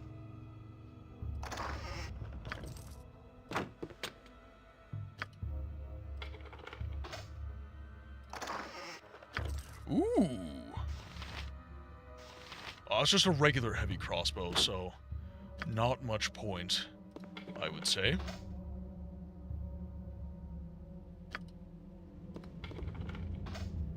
Ah, yes. I care not. Okay, so we'll open all these up. Is that open? I'm gone.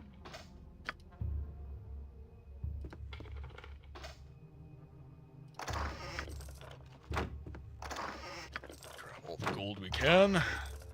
What is the plan? I think that is everything in this little area. Think carefully. So where do I find Daviorn? Agreed. That's... Think carefully. So I've been in the barracks. I've been over here. Entrance to the mine. This is just a little bailey. Daviorn must be in the mine. He must be.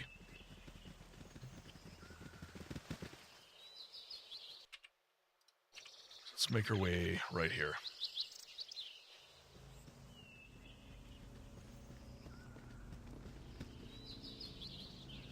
Everyone is slow, so slow compared to Dynair now. Hello, Quinn. Hello.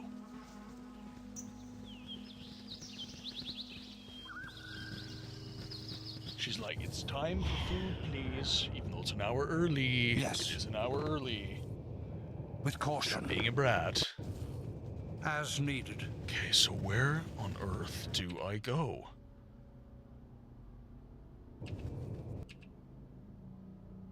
How am I supposed to eat this pizza without my drink? To your health, Flame.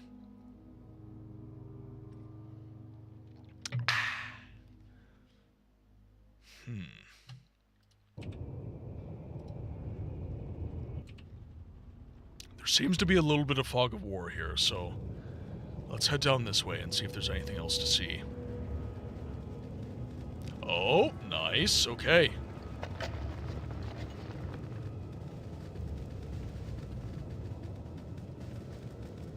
Okay, and that looks like a dead end. Shit. I was hoping for more.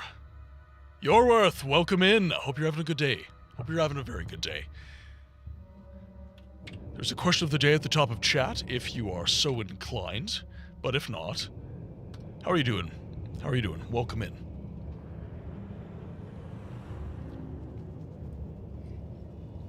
We are just in the Iron Throne mines, and we are trying to find Daviorn. He is allegedly, on the 4th level of the mines, and I'm just trying to find a door. So we know how to close out the mines. We've got this steel plug right here that has a key, and we need to slay Daviorn to get that key. But I need to find him. And in the lower levels, it doesn't appear that there's any areas to find. Why are you still over here? Can I can. Oh, they're stuck on each other again. The pathing! The pathing, though.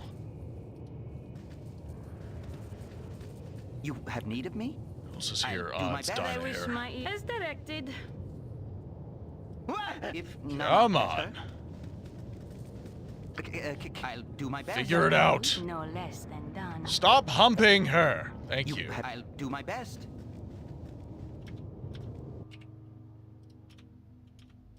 Ooh, let's go right here.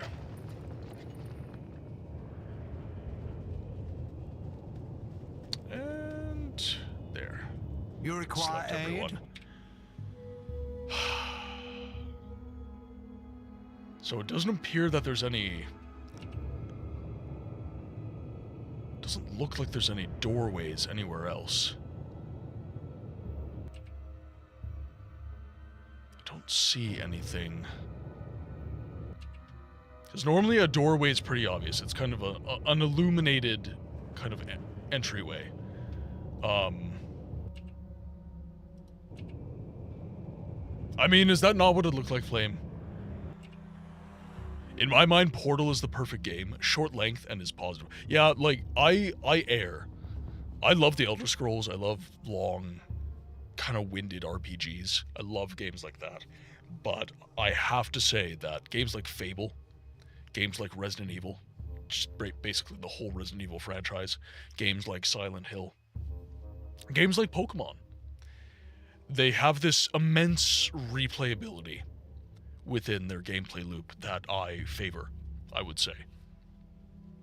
And we are playing on Thursdays. We are playing The Wheel of Time right now. It's a first-person shooter, and I'm actually fairly certain we're going to beat it quite soon, due directly to the fact that it's a short game and it emphasizes replayability, speed runs, that sort of thing. And I was expecting it to be a much longer game, but it was a first-person shooter of all things in the Unreal Engine, which I'm still trying to wrap my head around. Like, The Wheel of Time, one of the greatest fantasy novelizations ever, is a first-person shooter video game adaptation. Like, that was just like weird At flex, any but okay. cost. And it's a fun game too. It's very fun. It's not a complex shooter, not a very complex shooter, but good variety of armament and a new very, hand very fun. touches the beacon. Thank you very much, Yorworth. Thank you very much. With The caution. follows are appreciated, my friend. So where else would I go? Because that's a dead end. Ah. Sneaky, sneaky. Let's just put our party right here so I don't have to listen to you must gather your party before venturing forth. But yeah, Yorworth, I might as well give you the spiel since you're new. In my channel, I'm a variety streamer, and I focus on games history and games preservation.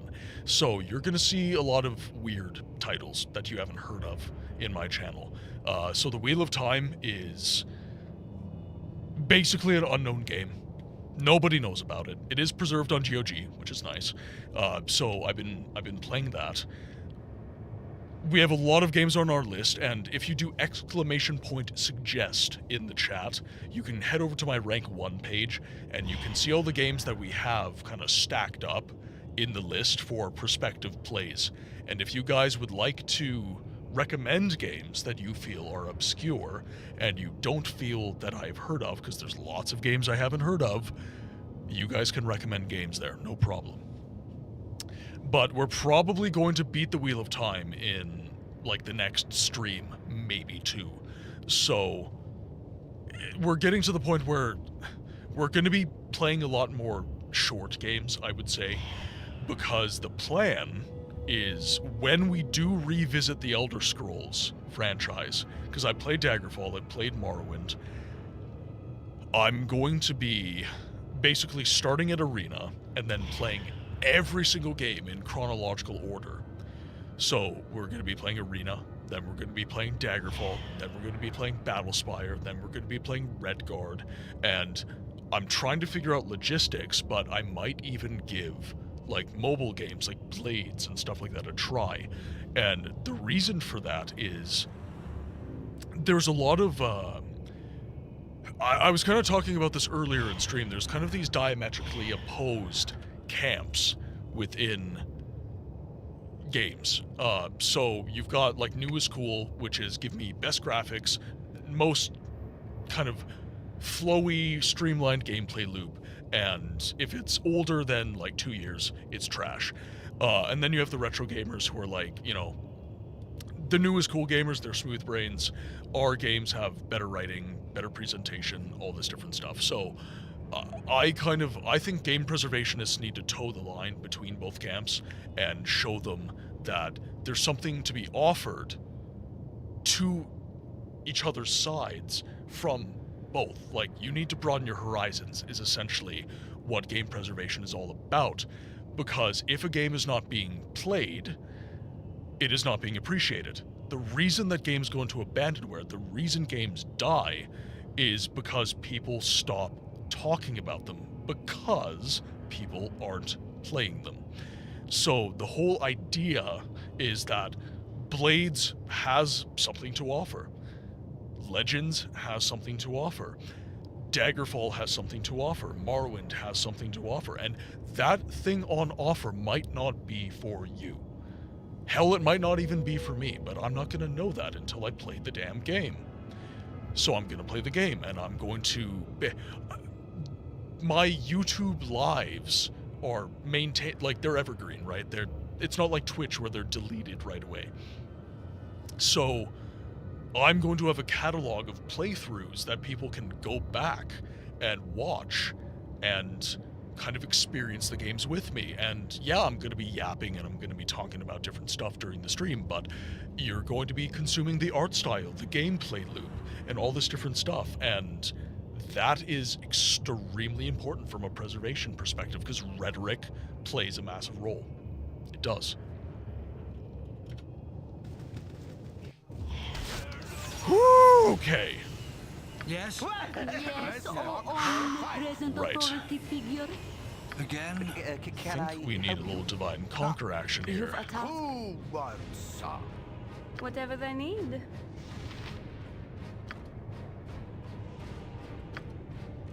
Need you to cast Blur. You're a clear fellow.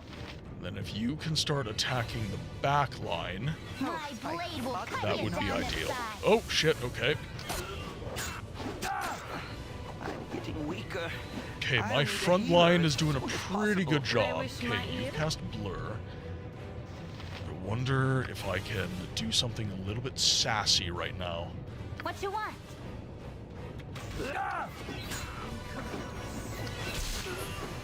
Whoa, that was nice. None stand Alright. against me. Yep. Moen, D'accord. you. Oh, wow. Of course it's fists. All right, just hit him with a nasty spell right now. For the fallen! As well as I can. Okay, now you can back off. I care not. Moen, keep lobbing arrows, please. Welcome back, Dragon. Oh shit, you're poisoned. I might have to take the L on this. I'm gone. That is shitty. Nature's servant Do awaits. you have any heals? No, you do not.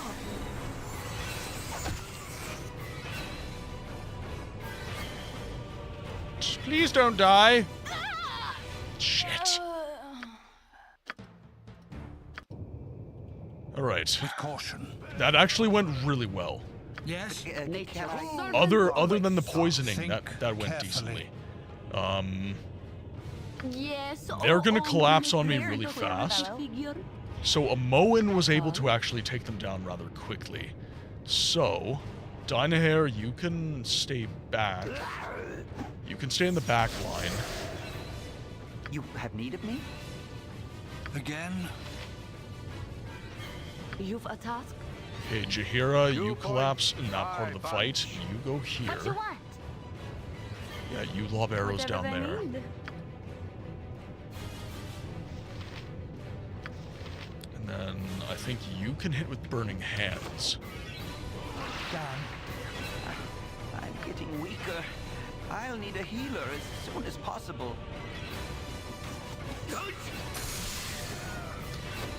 Yep. Okay, Moen can attack them. Nice. Blast! My spell is gone. They wish my ear. I care not. No, I don't want you doing that. Dragon. Okay, Dynahair, you need to go directed. back. Back here, please. Damn. Okay, Khaled. I'll do my best. Back off if you can. Archers are taken down. Nice. Whew, okay. I have a feeling we align on the topics of game preservation and gameplay over graphics. I reckon most of the people who hang around in my streams do. Most of the people who hang around in my streams will have this... What is a good way to put it? Because I don't agree that new games are just patently bad. I think that slop has always existed. I think, like, go back to when I was a kid. I'm 30, so I was a kid in, like, the early 2000s. I grew up in the era of video game tie-in. Like, video game movie tie-in releases. Like, I would say 95% of those games were just not good. Like, very cheaply made, just churned out, thrown into a meat grinder, just release. And again, this is something I talked about earlier in the stream. I feel like we're still getting products like that. And yes, the business model has changed. Like, live service is an aspect of it. Gacha games, mobile games. These are all kind of contributing to the difference in feel of the industry. But the quote-unquote slop has always existed. It has always existed. Most of those games are cash grabs to ride the wave of success, but occasionally there's a...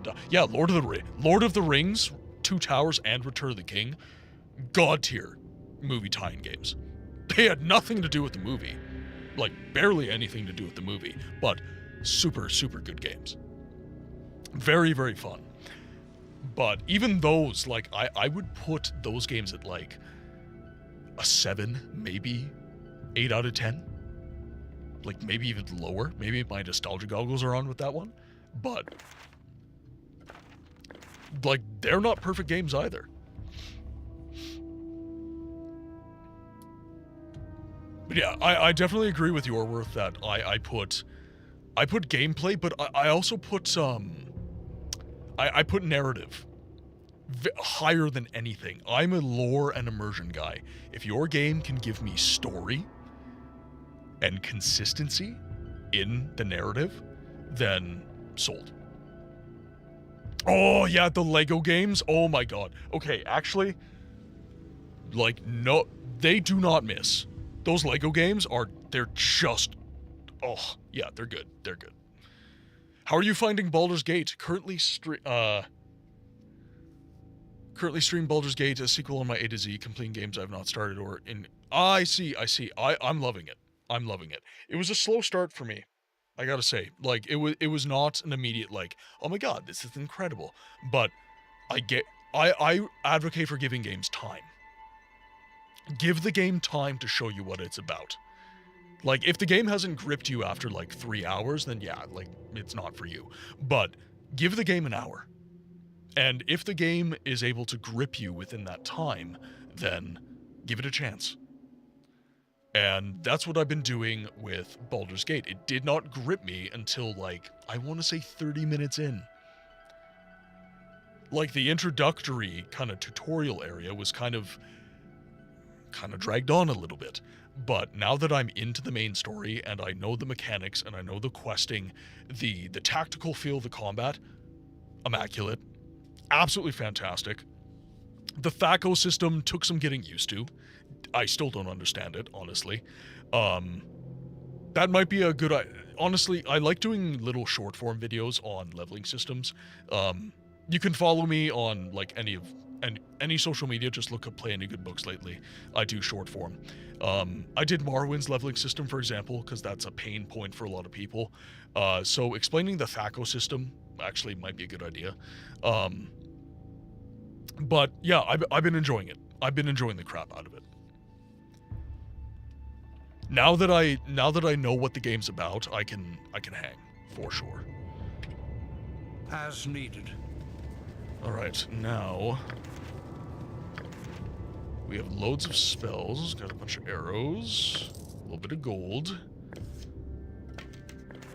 Okay, so let's write some magic.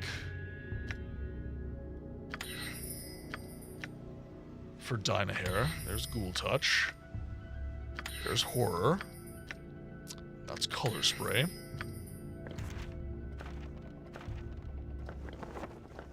All the other spells seem to be known quantities. Gorion would be proud of your actions. Okay, perfect. Absolutely, absolutely your worth. Yeah, and like if you're into streaming, the rule that I have around that, because many of the people who watch do stream. Like I'm fully aware of that. The people who spend time on Twitch are the people who spend time on Twitch. It's just the reality. So yeah, as long as you're not like doing some like, you know, blatant exhibition of what you do and trying to drive traffic away, I'm more than happy for you to share what you're about and what you like to do as a creator, kind of thing. I'm more than happy to give people a platform because it's tough out here. It's hard to be a small creator. It definitely is. But yeah, it's more. I've had some bad actors come in who just, you know, like they basically, what is the plan? They're in the camp of, you know, nobody watches me, so I'm gonna go into other people's streams and try and tell them to watch me and not X-streamer, which is, yeah, I'm aware that most people have a good head on their shoulders. It's just I do have to disclose the rules so that the moderators don't collapse on you like we're about to make the walls of this mine collapse. Go for the eyes, Boo! Go for the eyes! You require aid? That archery damage though. Damn.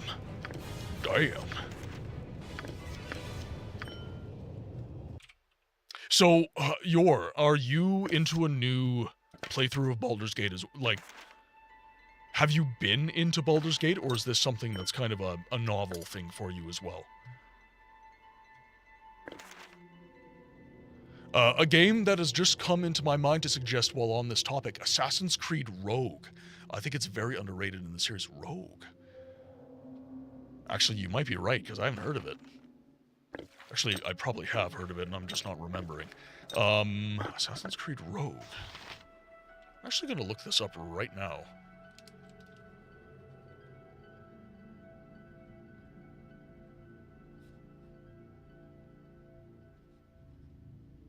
And actually, the Assassin's Creed franchise might be up for some attention on the channel due to the fact that Black Flag is getting a remake. So I think what we're going to start seeing more and more and more is remakes of Assassin's Creed games, which they don't need it. Like, for the love of God, just port the damn game. Like, the gameplay loop in Assassin's Creed games has nothing wrong with it. Like, literally nothing wrong with it. They were made for by the time you're at the Xbox 360, a lot of our control schemes and gameplay loops are exactly the same as they are today. There's really nothing for you to add, honestly. It's like, oh, well, a remake's going to give us more content. But do you need more? It's back to this conversation of contained games, right? Does adding to the length of the game actually do anything?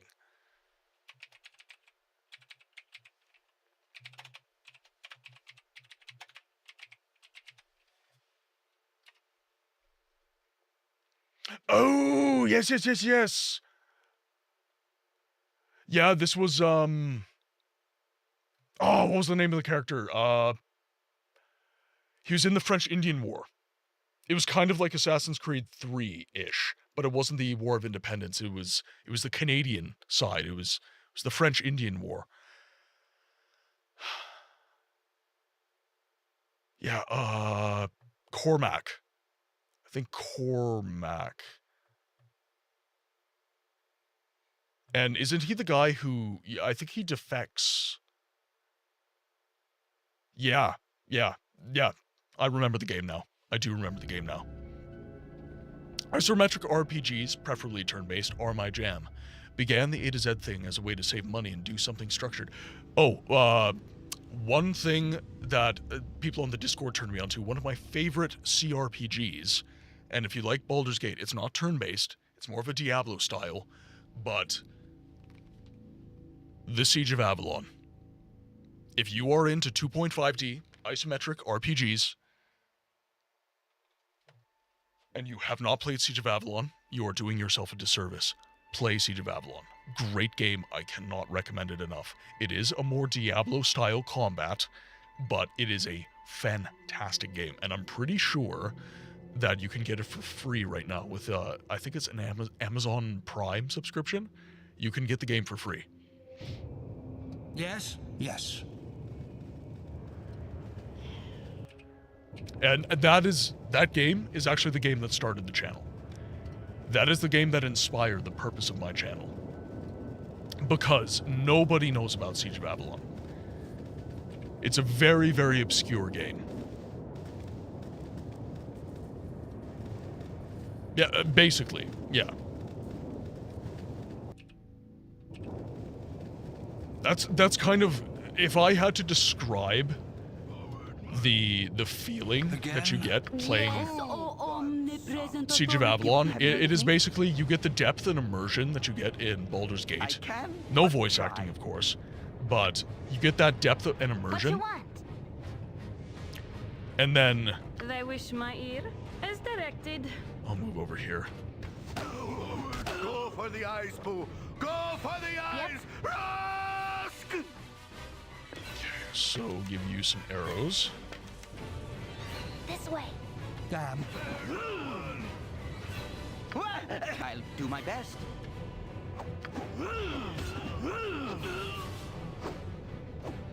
Taken down. Nice. Ah, agreed. Okay, do we have any gold? Give me all of your filthy lucre. Yes, please. Yeah, so presentation and combat is Diablo, and then the immersion level, I would say, is Baldur's Gate levels. No less than done. What is the plan? With caution. With caution. I hate them flaming fist pansies. Is there a reason for you being here? You'd better have a good explanation for bothering me.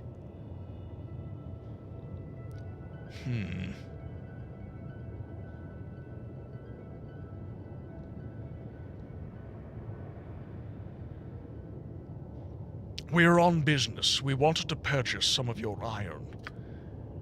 No, not good enough. Surrender yourselves now. You require aid? You have made a severe error in judgment, my friend. I care not. Whatever they need. This way. Because I squish you. And by squish, I mean make you explode. Okay. So that ties back into here.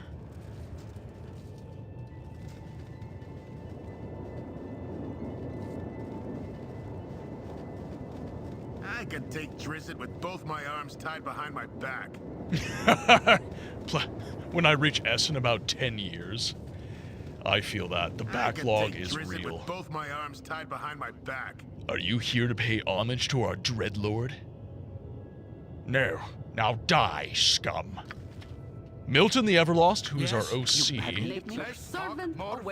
he is... They wish as directed. He is a paladin, so he is very not nice to these guys. For now. Okay, so they have a little bathhouse right here. Let's make our way over. Single file, everyone. Single file. Anyways, I think I'll be adding Assassin's Creed Rogue into your rank 1. Absolutely. Absolutely. And I think that, as I said, with Black Flag getting a remake, what I am planning on doing is... I've been struggling on thinking on, like, what long-form videos I need to be making, and I think a good idea for my first long-form video is going to be, like, why do these need remakes? Like, why are we getting remakes? Why are we not preserving the originals? Why are we updating the game for modern audiences? Like, does adding content to the game actually make the game better? Does giving it modern fidelity, does giving it a modern gameplay loop, does giving it more dialogue trees and all this different stuff, does it actually make the game more fun? Like, the reason Resident Evil 4 Remake was fun was not just because it was a remake, it was not because it added content. It was that it took everything that Resident Evil 4 was and dialed that shit to 15. Fuck 11, fuck 12, fuck 13, fuck 14. We dialed that shit to 15. We made it high octane, super fun, and it is kind of its own experience. It's got really nothing to do with Resident Evil 4 other than the fact that it's in the same IP family, really, at the end of the day.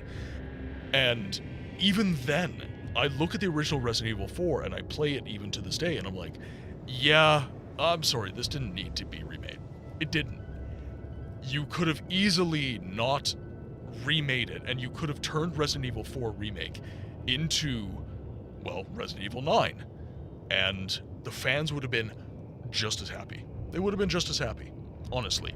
Now, Resident Evil 2 and 3, I put in a different boat, because tank controls, I honestly think nobody's a fan of tank controls. The mass majority of people think that tank controls are just awful. So 2 and 3 are kind of in a camp where it was like, can we capture the essence as much as we can of the original games while giving people a completely different gameplay loop? And I think that they kind of did. They're good games, but you still really need to play the original to understand what Resident Evil is all about, which is choice. The whole shtick with Resident Evil games is making choices, hard choices as well. Do I take this item and leave ammunition that I might need for a boss fight that I don't know I'm about to encounter? There's something most unnatural here. Do I need to craft? Do I need to allow someone to die so that I can live? This, that, and the other thing, right? And this does not exist in the new games. It doesn't. So that fundamental... That was one thing with 2 Remake, not so much 3 Remake, but 2 Remake with the inventory system. You did have to leave ammo. You had to do similar stuff to what you had to do in 2. So it ended up creating some loops, psychological loops, that made you feel very similar to the way you would have felt playing the original game, but not the same. I am always an advocate for playing the original games, especially if you're interested in preservation, but even if you're not, just the experience is very, very different. Very, very different. Let's head over here.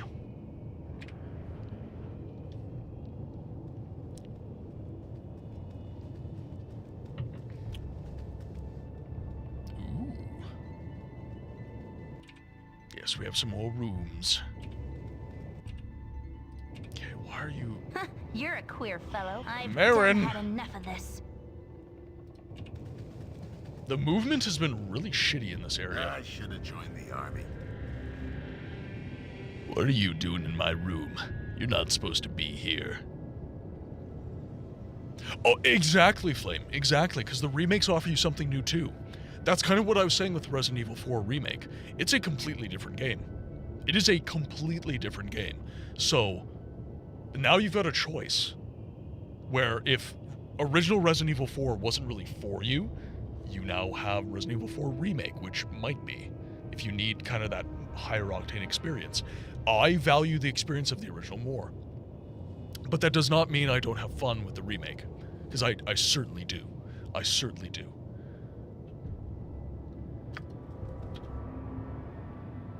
Now, who do we have? Yes? Okay, Milton can Yes, attack.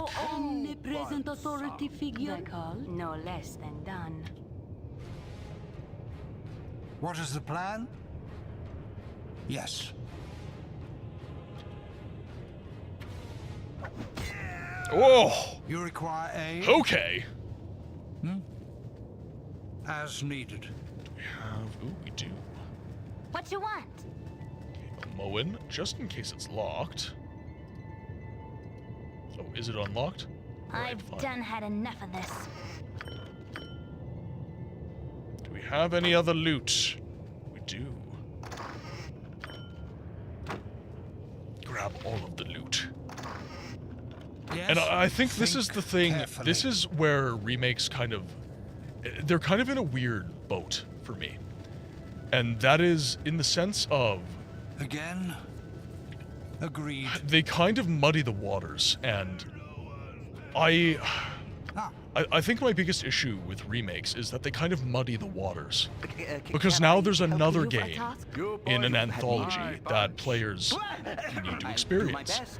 And it's tough, but What is the plan? I'm kind of getting to the point where I understand that there's enough games to go around.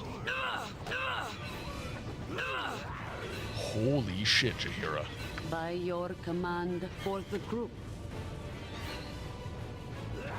You require aid for now. Okay, let's take this boyo down. I care not. This way. Moen.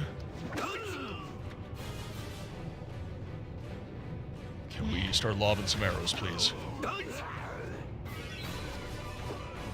Nature's servant awaits his good as Okay, done. Jaheira, I need you out of here. Can I help you? You have need of me? I'll do my best.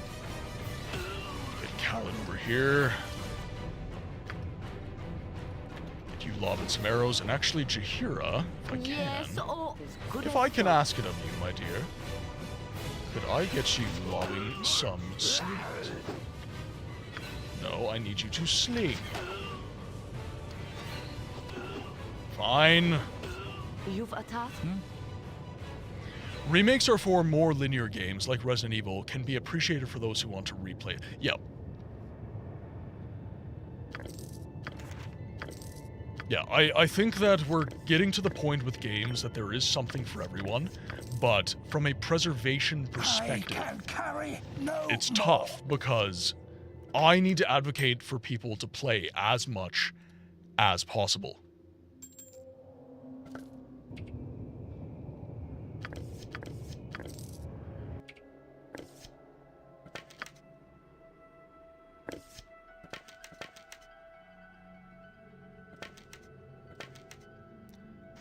Okay, you got a full inventory. Yes.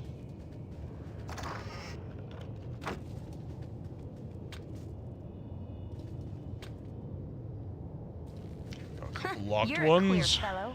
I've done had enough of this. Let's see. A little bit of gold.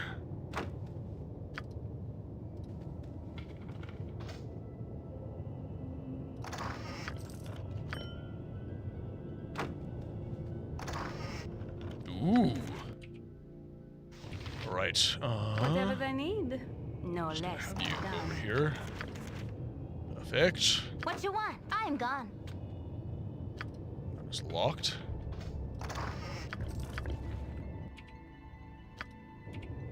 Okay, get Milton to open that. Oh, you got a full I inventory as wish well. my as well as I Fine. can. Good on you. Potion, Yes, please. As needed. Okay, let's head up here.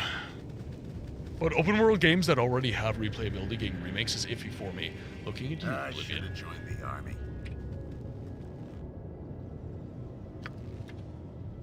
And I agree. Servant awaits. Shame on you. Resist and die! I think that, again, like if you can add something to the conversation, add something to the gameplay loop, you've got a bit of a pot to piss in on whether or not a game needs a remake, but there's so many games that just don't need that treatment at all.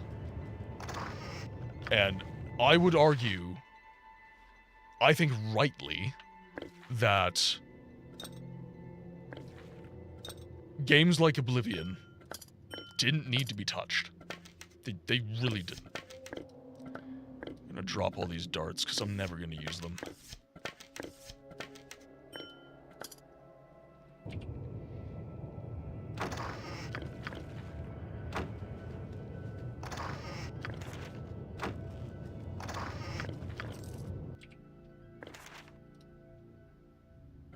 Your inventory is full. Alright.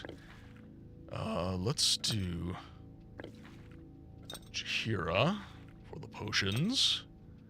Jahira's been carrying a lot of potions. And then Dispel Magic. Let's write that magic. That sounds good. Got a Scroll Protection. Can't write the magic for that yet.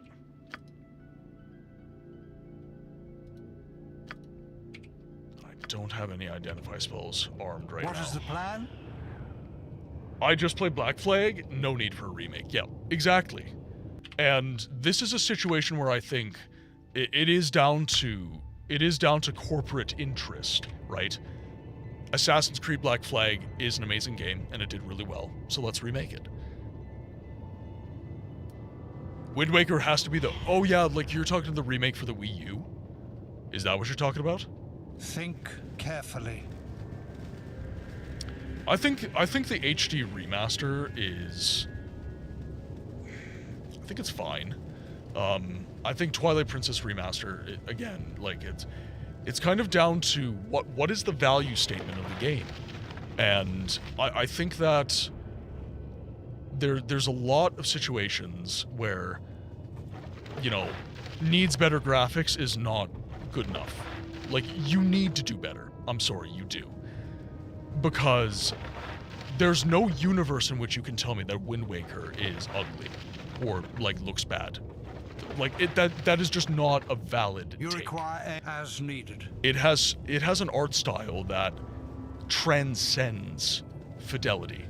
It's just pretty, right? So adding some cell shading and, like, I understand if you want to port it to run in 1080, if you have to upscale the graphics to do that, we can have a conversation, right? Like, that is a thing. Some games need to get upscaled so that a game that was designed for CRT can look good on LED. That is legitimate. That is totally legitimate. But I think you could just as easily get away with taking the game, porting it, and slapping on a CRT filter. And the will just isn't there. There's just not enough people that are willing to. Yes, omnipresent authority. My rodent. That call as well as I can. Can I do my Keep best? calling out.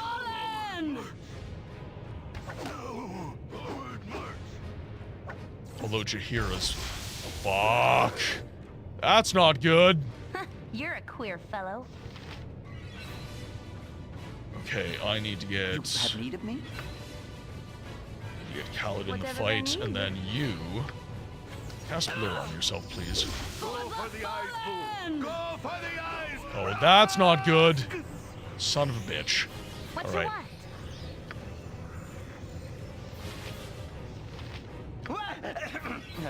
Yes? Oh, Khaled. You've attacked? My man, don't die, please. My blade will... We might be losing some people. I not survive. I might have to redo this.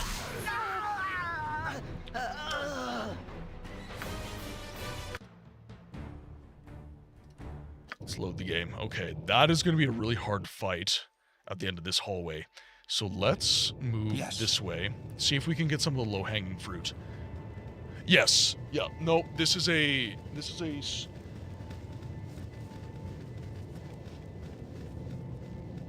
Music Man. 5-string. Sterling Music Man. Black on maple neck. I play metal, so I've got it tuned down to drop C right now. Because I've been playing a lot of Bullet for My Valentine, There that are kind of stuff. so many places I would rather be. This was, I played Thunderbirds almost exclusively.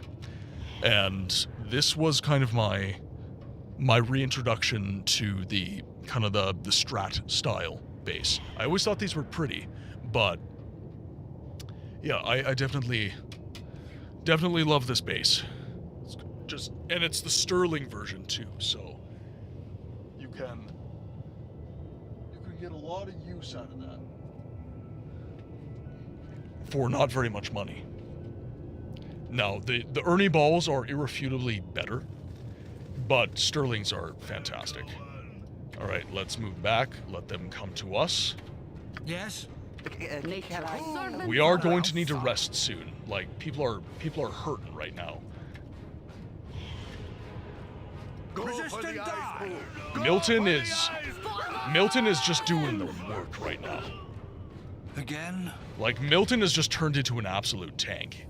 I totally understand why people wanted me to play Chevalier.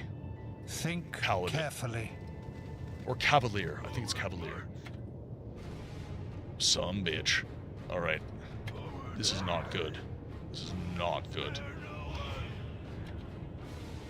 Ah, you have need of me? Yes, present authority figure. Go for the eyes, Bot's fool. really not Go in this. for the eyes! Rask! Hit him. Alright. Gotta move back. Gotta move back. Make them come to you. What is the plan? Come on. At any cost. Okay, Milton, let's go. You're the one with the health, buddy. Oh! Alright. Yeah, just going in solo, buddy. Let's do it.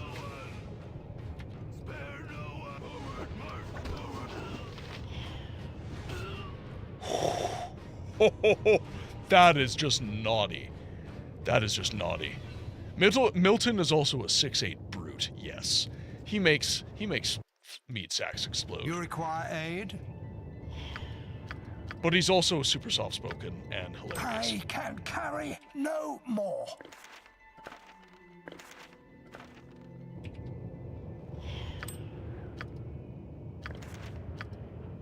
I can carry Yeah, I think we no definitely more. have to get rid of some stuff. We told you Cavalier because it's simply the easiest build to do, and the others aren't viable. Yeah. Repeat for blind books, adding more to what I said. Adding more? In the words of Fezzik, I'm waiting! Inconceivable! You keep using that word. I don't think it means what you think it means. With caution.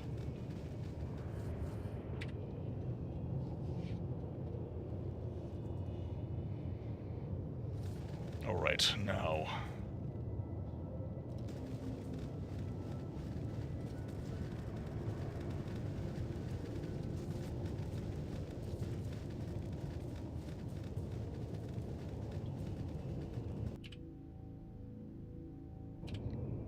Trying to think of our next move. Is it worth trying to rest down here? I feel like if we try to rest down here, I'll do my best. it's not gonna go well for us. I might be cheeky and try. Let's give it a shot. Worst comes to worst, we get like 20 enemies in front of us and I just have to move.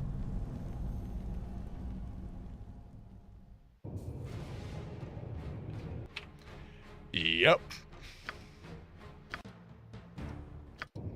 I can, but try. Yes, as needed. All right, let's travel back to the friendly arm. You must gather your party before venturing forth. Yes. Let's get out of here. So we'll just move right here. Here it is. I didn't mean to send that early. Furious, welcome in. Hope you're having a good day, man. This is my thing for Assassin's Creed. They have a whole world of history to work in. They can make games like Black Flag, like Rogue did, but you don't need to remake it. I'm a nerd for history, and the history of pirates is very extensive and could be explored more instead of remaking the same. Yeah, you could take people like Blackbeard, for example, and like make him a Templar. You could have people like Sir Francis Drake, and you could make him an assassin, and you could say, depending on the time period, I don't think Sir Francis Drake and Blackbeard sailed the seas at the same time, but you could take figures like Sir Francis Drake and you could have them fight a figure like Blackbeard, right? there's so much to work within, and you know, especially now that they've basically broken all of the convention and all of the rules, and As needed. they've made it a situation where now you're in like mythological worlds. You know, you're in mythology at this point. So honestly, like make a Pirates of the Caribbean Assassin's Creed. Honestly. Like, you didn't need to remake Black Flag. You didn't need to redo that character. And I think that Assassin's Creed is at its best when it is a history documentary. Right? Like, fuck the mythology bullshit. Fuck, like, all these new games of Assassin's Creed coming out with all the mythology and stuff like that.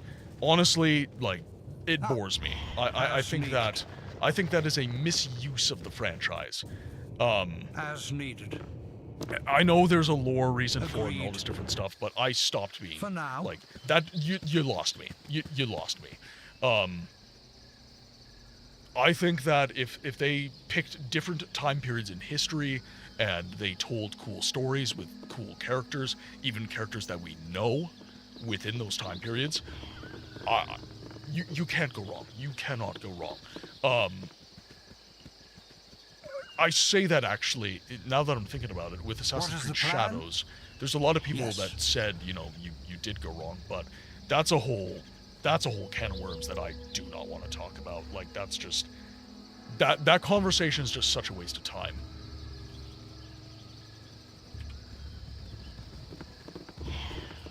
Plus a Welsh protagonist. It's better when it's from Wales. You have been waylaid by enemies. You require a for now. Okay, let's get the hell out of here. Shit! Yes?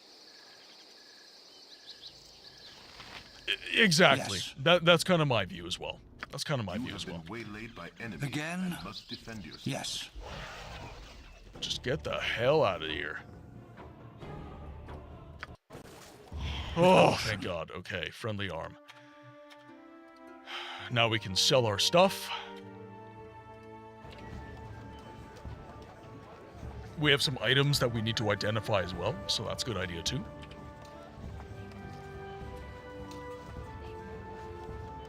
Oh, we are at 4 hours though. We are at 4 hours. Let's sell our stuff, and we'll get through ads so that when we raid out, they won't be getting dropped into ads. Okay, let's go over here first before we sell anything.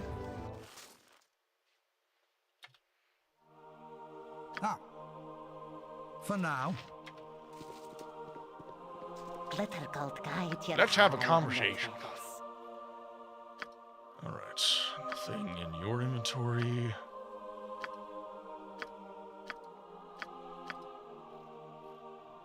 Some ice arrows. Protection from acid. We have an adventurer's robe. Okay, excellent. So, you have this is an adventurer's robe. This robe has been specially enchanted to meet the eclectic needs of an adventuring mage. Aside from shielding the wearer from various forms of crushing damage, it also provides protection from the basilisk's petrifying gaze and polymorphing powers of rival mages. As well as other such robes, the adventurer's robe can only be worn by those engaged in the wizardly profession. Okay, so I think that... yeah, you can wear this. So, armor class +1 versus missile attacks, save versus breath. This mage robe has been perfected for use by any rambling itinerant mage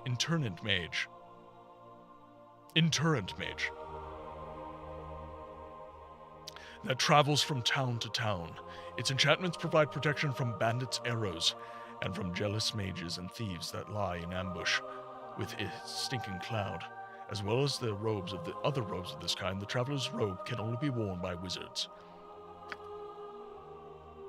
Okay, so the adventurer's robe is better for like melee situations. And then Right magic for grease. Which is all we need. What is the plan? Think And now we can carefully. sell our stuff. Welcome back from ads, guys. We are just going to be selling some of our gear. You must gather your party before venturing forth. Yep, the pathing has You been must really gather bad your today, party before honestly. venturing forth.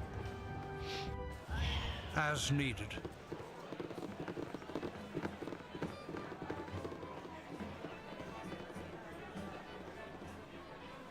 You require aid at Let's any have cost. a chat, shall we? My inn is open to all who behave themselves. Let's see, so we've got greenstone ring. I've got to get rid of this wyvern head. I got to figure out how to make use of that. Keep that. Potion of explosions. I don't think we'll ever use that. There's potion of blocking, potion of perception.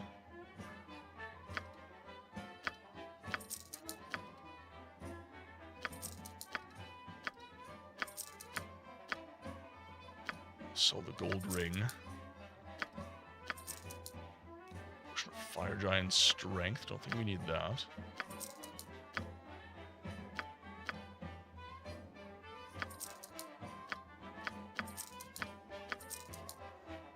And then we've got cold resistance, fire resistance. Let's sell the traveler's robes. Larlock's minor drain. Sell that. Sell color spray, because we don't need that. I think that is pretty good shape.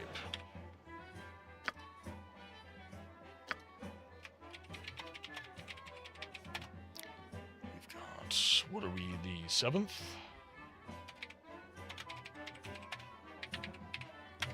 Alright, and with that,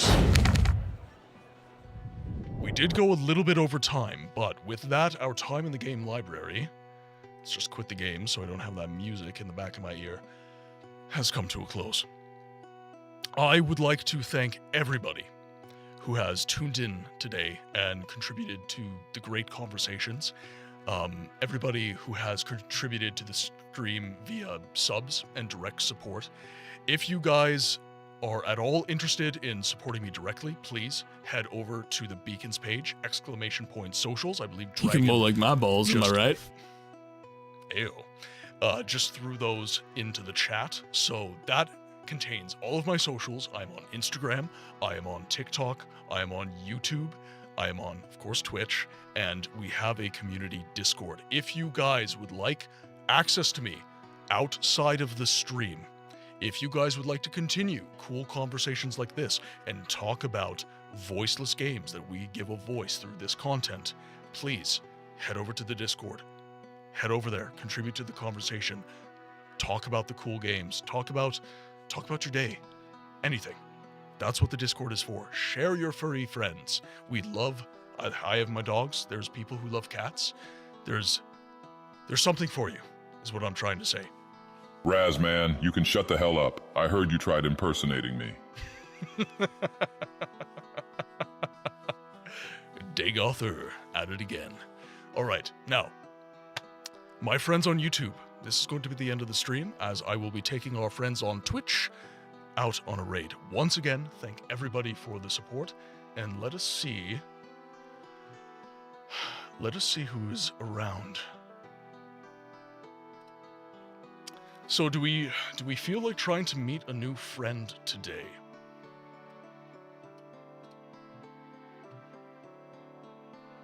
So let's see who's on. So I met a friend through Eternal called Retro Wolf. Looks like he is on. He's playing Pokemon Pocopia right now. And I do love me some Pokemon. I do actually love me some Pokemon. Let's see. Mrs. Nana is playing some Reanimal.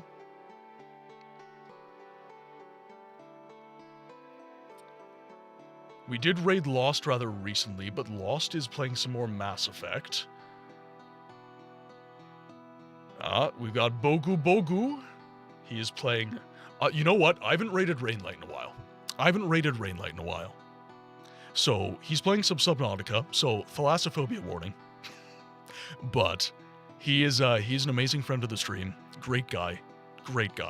And I cannot recommend his content enough. So we're gonna head over and we're gonna raid. I would ask that you all join in the raid, as it really does help us small creators out quite a lot. First message is for those of you who have subscribed and have access to all of our wonderful emotes, and the second is for those of you who are followed and do not. My friends, it has been the pleasure of a lifetime getting to stream to you all again this evening. I will be back again on Thursday, where we will be continuing our playthrough of the Wheel of Time. But until then, I ask that you be well, and I will see you on the next one.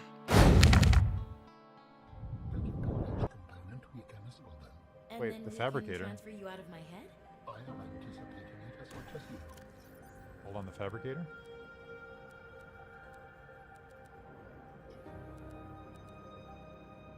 What do you mean the fabricator? I thought that I tried to do it at the fabricator and it didn't work. Oh, maybe they have an alien fabricator here. Maybe we're here now, so let's explore. Gosh darn it! Headlamp on. Hell yeah! Things are about to get real weird, Chatteroni. I just realized we haven't saved in about 100 years, and if I had lost my progress, I would cry. I would cry. Live on stream. There'd be a lot of crying.